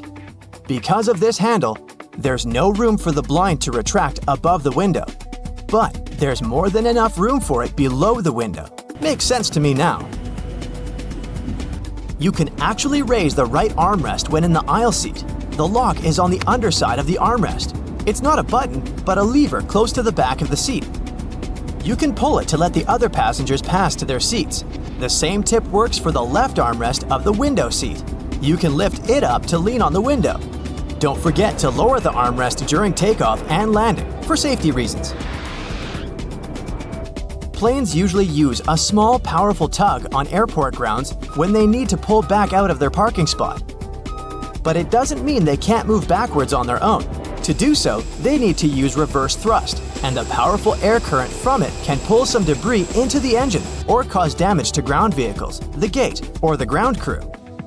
It would also use a lot of fuel and be incredibly loud. Plus, the pilots don't have rear-view mirrors like drivers, so they can't see behind them. Now you understand why this risky process is banned at airports. They make plane wings smooth to let air flow easily around their surface and reduce resistance during the flight. Those convex, yellow hooks, though, don't they worsen the aerodynamics? True, but they are necessary for your safety. Imagine a plane making an emergency landing in the open sea. The aircraft is sliding on the water. Then, rescue boats arrive to evacuate the passengers. Before the door opens, the escape slide inflates. Passengers need to walk on the wing and move down the slide, but the wing surface is slippery because of water. To prevent anyone from falling, the stewards install a rescue rope. They attach one end to the door and the other to the edge of the wing, passing it through these hooks. During the evacuation, people hold on to this cable like a railing. They can also attach rescue boats to the wing with a rope and these hooks, so the sea won't take people far away from the plane. When flight attendants pass through the cabin during the flight, they always touch the upper shelves above the seats. No, they don't check if the luggage compartments are closed. There are hidden handles along the bottom of these compartments. Flight attendants hold on to them not to fall. It's a pretty convenient thing since they don't have to touch the seats and disturb passengers once they're moving around the cabin. Have you ever noticed the flashing light in the cabin before takeoff? It's 100% safe. It occurs when the pilot disconnects a plane from the airport power supply and switches to the onboard one. This rapid transition may cause flashing. Passengers always board from the left side. That's because the captain sits on that side of the cabin. It's easier for him to align the plane with the terminal jet bridge this way. Also, the aircraft is fueled and loaded with baggage on the right side. With passengers boarding from the left side, the crew can do their job undisturbed.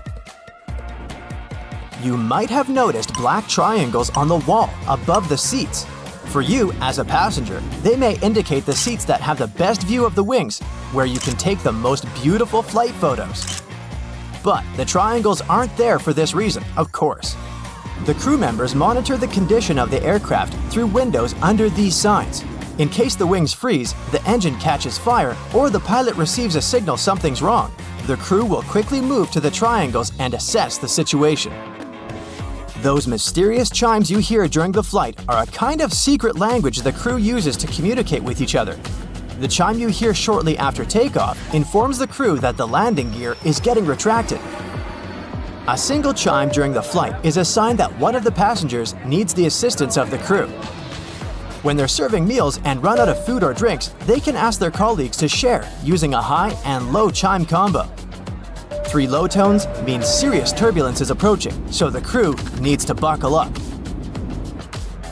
A seatbelt on an airplane has a slightly different purpose from that in your car. The one in the vehicle protects you from a horizontal hit. When a plane is going through turbulence, it's shaking up and down. Your waist belt keeps you from hitting the ceiling. The tray table, the seatbelt buckle, and the toilet door handle. Those are some major feeding grounds for bacteria. But the seat pockets aren't any cleaner. Passengers leave their used tissues or wipes in there after cleaning a runny nose or coughing. They also become a residence for other sorts of trash. Even once the trash is out, the bacteria remain in their cozy pocket home. The next passenger becomes their new prospective target. Blech. Extreme heat is one of the weather conditions that can stop a plane from flying. Airplanes fly by generating lift with their wings. The air below the wings takes the plane up. In extreme heat, the airplane can't produce that much lift. That's because hot air expands and becomes way less dense than cold air. With less lift, the plane may find it really hard to take off and fly. Electronics will unlikely respond well to extreme heat or humidity, and the AC system may fail. Smaller jets can't operate at a temperature of over 118 degrees Fahrenheit. Larger Airbus and Boeing planes perform the best below 126 degrees Fahrenheit.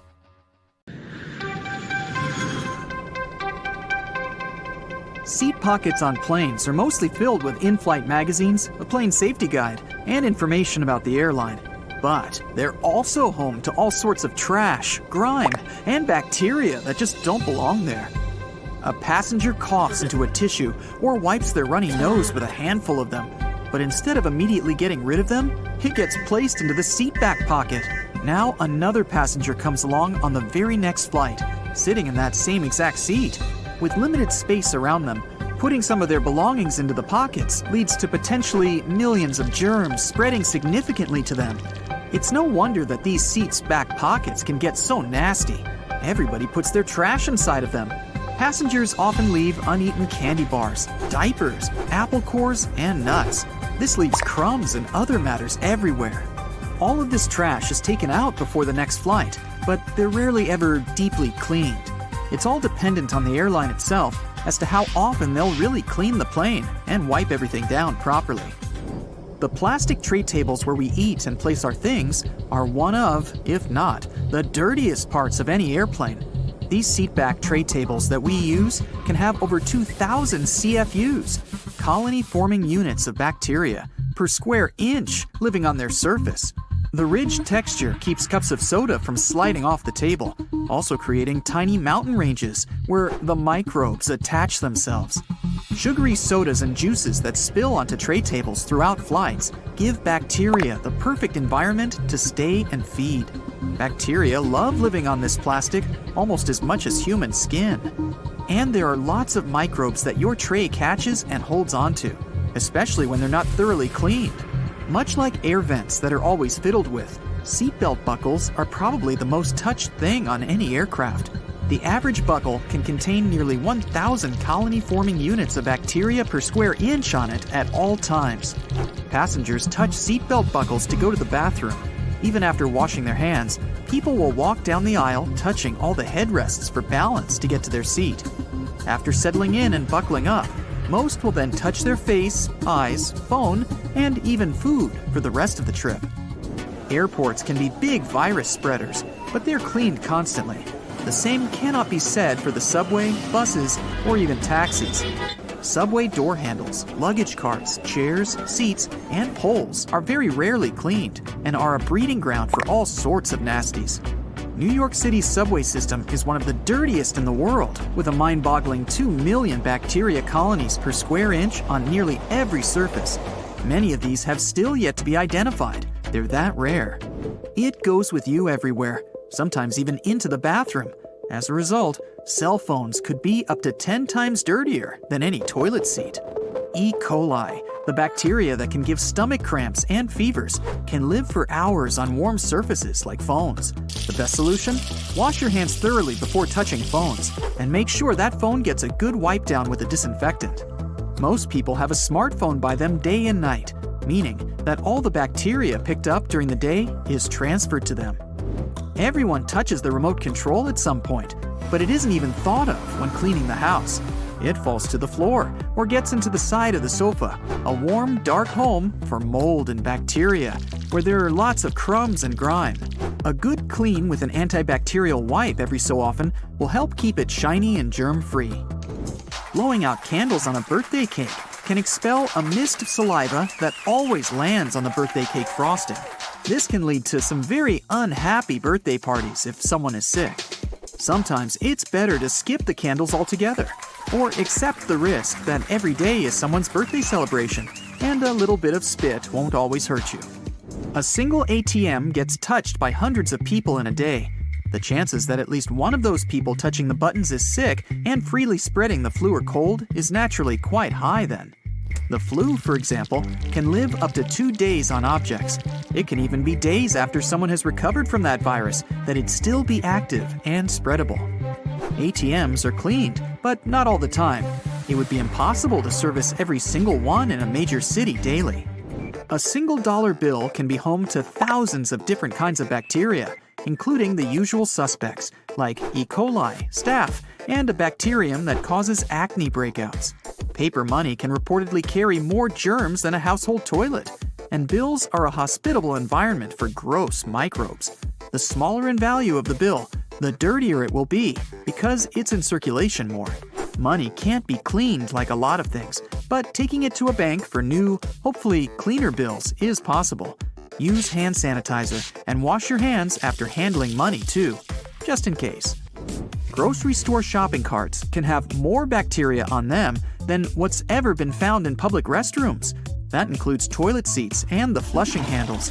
Cleansing wipe dispensers have been appearing at many major grocery chains, and some stores even go the extra mile to clean them after the day's through. But these simply aren't enough to keep up with the petri dish that the handles are. With over 100,000 bacteria per square inch, it's nearly impossible to keep them clean. Toothbrush holders hold onto moisture and are rarely cleaned, making them one of the dirtiest things in our homes. It can be filled with salmonella, E. coli, and lots of mold over time when it's not getting cleaned regularly. Wash your toothbrush holder in hot, soapy water every week to minimize the chances of getting sick. Toothbrushes should be changed every 3 to 4 months for a very good reason. It takes a while for the toothbrush to dry. This creates the perfect home for mold and fungus to spread and grow. There can be more than 600 different kinds of bacteria living inside of your mouth. A kiss alone can transfer about 80 million bacteria from one mouth to another. A good brushing routine will have around 1,000 to 100,000 bacteria living on each tooth surface. But for those that don't brush, bacteria can be up to 100 million or 1 billion bacteria on each tooth. The dirtiest thing in our home can only be one thing: the kitchen sponge. It's wet, absorbent, and food and dirt are rubbed into it all the time. Then we wipe down our kitchen tops just to spread all that grubbiness around some more. Sponges are very hard to keep clean. The best way to keep things sanitary is to replace it when it starts to smell bad. It's no surprise that if the sponges are filthy, then sinks are too. Rinsed fruit, vegetables, prepared raw meat, and dishes needing cleaning all make their way to the kitchen sink. This creates an extremely high breeding ground for E. coli, salmonella, and many other gross things. They'll stick to the sides and drain holes and grow like crazy. Clean sinks before and after each use, and make sure to keep them as dry as possible to prevent any mold growth as well. Restaurant menus and condiment dispensers aren't cleaned nearly as often as they should be. If someone with a cold was using the condiments right before you, this greatly increases the chance of the cold-causing bacteria being on your hands and then your fries. Menus are rarely washed with disinfectants after each use. Customers have been touching quite a few things like chairs, tables, their faces, or hair before they give the menus back. Dog toys need to be cleaned regularly to prevent any bacteria or mold growth from spreading too much. Each time a dog slobbers on a toy, they don't just transfer their mouth bacteria. They've created a sticky, wet place for other germs to live on. There's no way of telling just what their favorite plaything has picked up around the house or yard. Purses and bags could have more bacteria than we really considered. They're regularly placed on dirty floors, bathroom floors, countertops, and out on the street. This exposes them to all sorts of germs, like salmonella, E. coli, mold, and fungus, all the time. Alcohol wipes are very good to carry around in your purse or bag to give them a good wipe down when needed. Drinking fountains are a cesspool of bacteria and germs. Over 2 million bacteria per square inch can be found on the fountain's faucets alone. As they get wet and touched by hundreds of hands, the bacteria and mold begin to grow. If someone has coughed or sneezed near it recently, those particles will cling onto the water. This creates a higher chance of the next person drinking from it catching something. Now first, you probably already know that germs are everywhere, and it's impossible for humans to get rid of them. These tiny creatures train our immune system. We're becoming stronger when our organism constantly faces bacteria and improves its protection skills. So don't worry about what you see next. Welcome to one of the favored places among bacteria and microbes, hotel rooms. Yes, they seem to be so clean, but in some ways, they're more dangerous than a garbage dump. Everything is dirty at the landfill, and you're afraid to touch anything. But the dirt in hotel rooms is almost invisible. Germs are waiting for you here, and there are a lot of them. So the first problems appear already in the elevator. The buttons on the panel are swarming with various bacteria. Suppose no one cleans them with a disinfectant. In that case, these buttons become the arena where billions of microbes multiply and devour each other. Take a look at an ordinary apartment building. There are elevators too. The same people live in this house, transmitting the same germs when they touch the elevator buttons. Your body encounters these microbes often and quickly develops the needed protection. But different people stay in hotels. A guy from some African country can bring a bacterium that will be dangerous for a girl from cold Norway. Therefore, after you touch the button, wash your hands with a soap or disinfectant. So, the elevator opens its doors and you walk towards your room. Watch out! There's another hotspot ahead. See that door handle? This area is another beloved playground for germs. How many people have touched it before you? How long has it been since it was washed? Do you know why such a handle is more dangerous than a toilet seat? Most of all, microbes accumulate on our fingers and palms. When we don't wash them, we transfer 1 million bacteria from one place to another by touching the surfaces of different objects. So, the best way is to touch the door handle with the same hand you use to press the button in the elevator. As soon as you enter the room, wash your hands. The good news is that hotel staff clean bathrooms and toilets much better than the rest of the room. So, you're a bit safer here.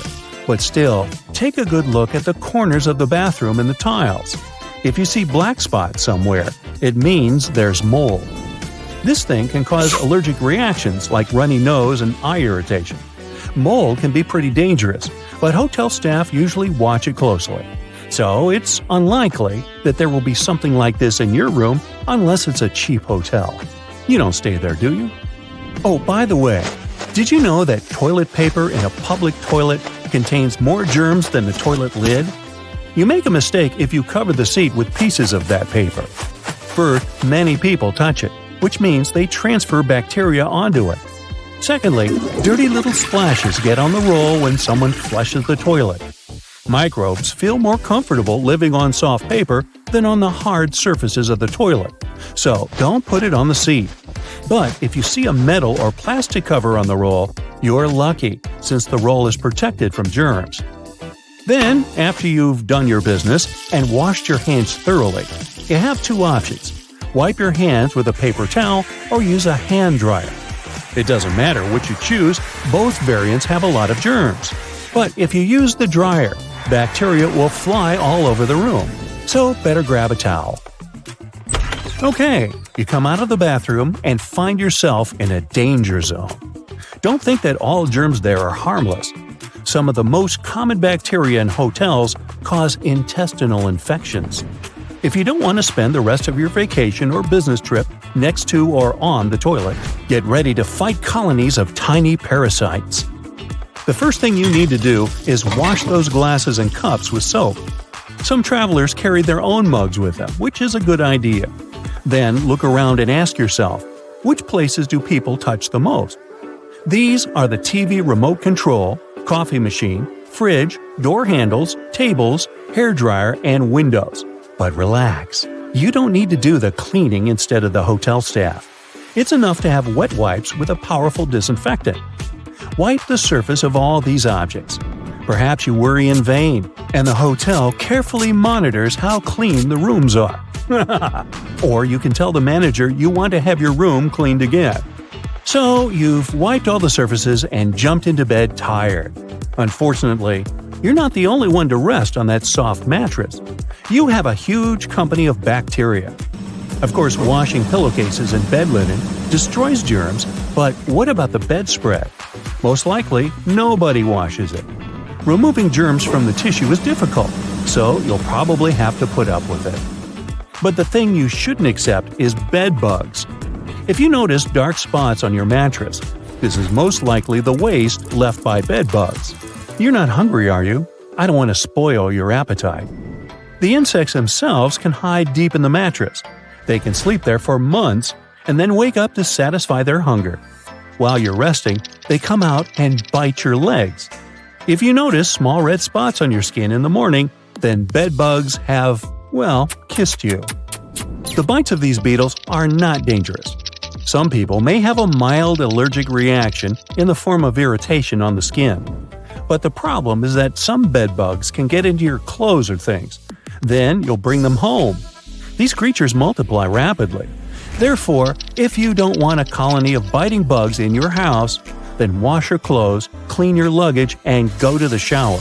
But before that, ask the hotel manager to refund your money because bed bugs are By the way, even if the room is squeaky clean, it doesn't mean there are no bedbugs in it. Perhaps previous guests brought them. So your bed has no black spots and you have wiped all the dangerous surfaces. That's it, you're safe. But try to walk on the floor wearing slippers or thick socks, as the floor is also a source of dirt. You spend several nights in the hotel and finally return to a clean and safe place, your home. Unfortunately, your house can also have many germs you don't see. Do you like to have fun with friends and play video games? Do you remember when the last time you cleaned the gamepad was? All your friends have held it in their hands, which means you've collected all of their microbes there. Your kitchen cutting board.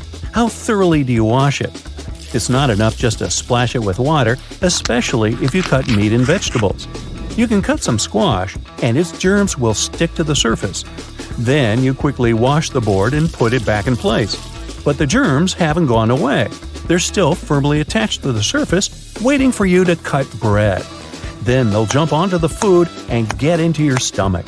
How's that appetite doing? Still good? Another dangerous place is a dish sponge. Even if you use a good detergent, germs still accumulate there. The best way to get rid of them is to change sponges once a week. And now you'll see a paradise for bacteria. A place with an ideal cold temperature and a lot of food, from fresh to spoiled. Hey, it's your fridge. There you put products that you bring from the supermarket. Hundreds of people could touch them with their hands, leaving millions of germs. Therefore, don't forget to wash your fridge often. And also, keep any meat away from packaged products, because germs on a rare steak multiply and spoil it quickly. Well, perhaps you're too worried about your health now. If so, then you should remember the words from the beginning of the video. Let me quote. You probably already know that Germans are everywhere. Wait, that's not it. Sorry. They're watching you when you're in the bedroom and when you're in the bathroom. No, I'm not talking about your 3-year-old kids. One of the last things you think about when going on vacation is if the room you're staying in has hidden cameras planted all over the place. For starters, look in the most obvious spots in your hotel room to see if you can find any hidden cameras. According to some experts, if you can't find anything in plain sight, then using your smartphone is enough for a basic sweep. Every camera has a lens, and all lenses reflect light. So a quick way to check for hidden cameras is to close all the curtains in the room and turn off the lights. Use your phone's flashlight to point it at potential places or objects a hidden camera might be at. One of the apparent spots is the smoke detector on the ceiling. Grab a chair and point the light straight at it and try to see if there's any red or blue light reflected. You'll have to do it slowly since the light needs to strike the lens at the correct angle for you to see a reflection. After you're done, move on to other objects like the shower head in the bathroom or an alarm clock or phone charger. Keep in mind the positions of these objects. If the charger is placed where a surveillance camera could be, then investigate it and call the reception. Even a painting in the room can be a potential nest for a hidden camera. Other objects can be lamps, a hole in the wall, or somewhere inside the closet. Another creepy place is the bathroom mirror. This one is tricky to spot, so you'll have to be patient when inspecting it. You can also use your phone camera to spot surveillance cameras that spy on you at night. These secret cameras emit infrared lights that the human eye can't see so that they can work at night. You'll also have to turn off all the lights and put the camera in selfie mode. The rear-facing camera on most smartphones has an infrared filter, but the front one doesn't. You can try pointing a TV remote at the front-facing camera and press on any of the buttons to see it yourself. If you see a bright red light on your screen, that means it's working. All you have to do is move your camera in the dark to see if you can find a bright light around. It'll be good to do a second sweep to make sure you didn't miss anything. Another technique you can use is turning off the Wi-Fi when you enter the hotel room. Most of the cameras are hooked up to the Wi-Fi, so they won't be functioning anymore. If you get a call from the reception saying that the Wi-Fi is down in the room, that might be a red flag. There's no reason for them to know if the Wi-Fi was purposely turned off. It could mean that the cameras are on the local Wi-Fi. When you connect to your hotel room Wi-Fi for the first time, be careful about sharing your personal data. Most networks will ask for your login credentials, such as your email.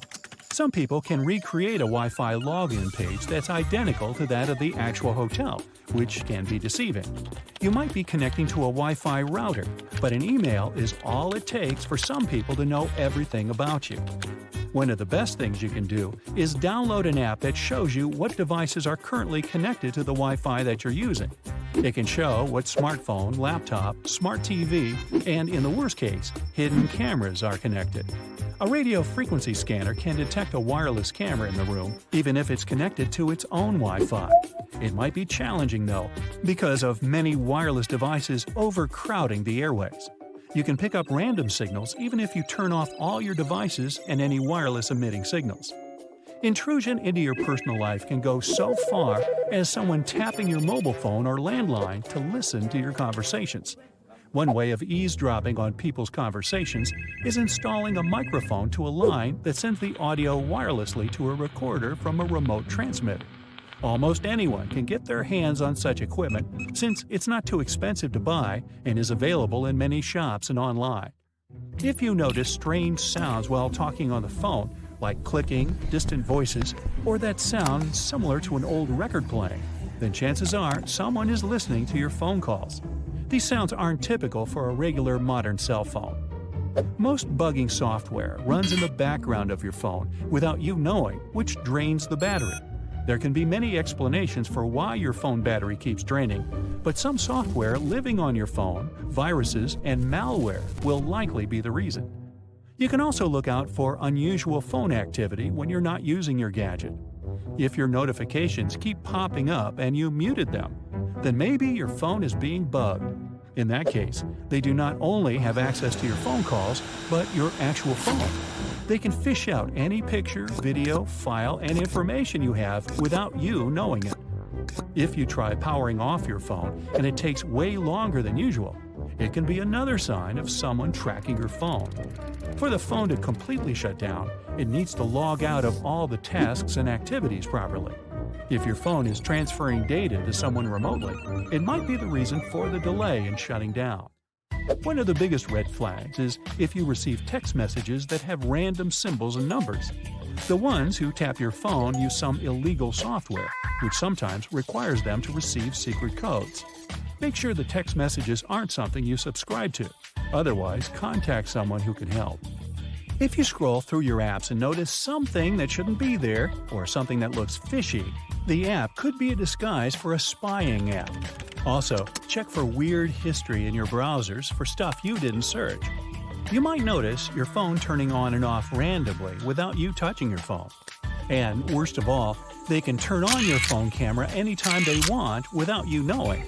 If you feel like your phone is tampered with, then you have to factory reset everything. It wipes out all the data, including files, settings, and apps. The same risks apply to your laptop. Every now and then, we all click on something that seems legit, even though it acts as an access point for spyware to enter our computer software. Draining battery, overheating, and weird activity are telltale signs of your PC being infected. GPS trackers are the most common ways to track someone's vehicle. It's pretty simple to get the job done, but it's very difficult to find the trackers since they're usually planted deep inside the car. If you ever get the spooky feeling that someone could be watching you while you drive, or coincidentally see the same person everywhere you drive your car, then start searching for that tracker.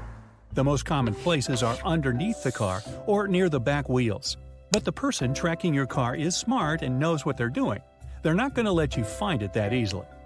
If you find nothing on the outside of your vehicle, then try looking on the inside. If you find something there, it's a clear sign the person tracking you broke into your car and planted the tracking device.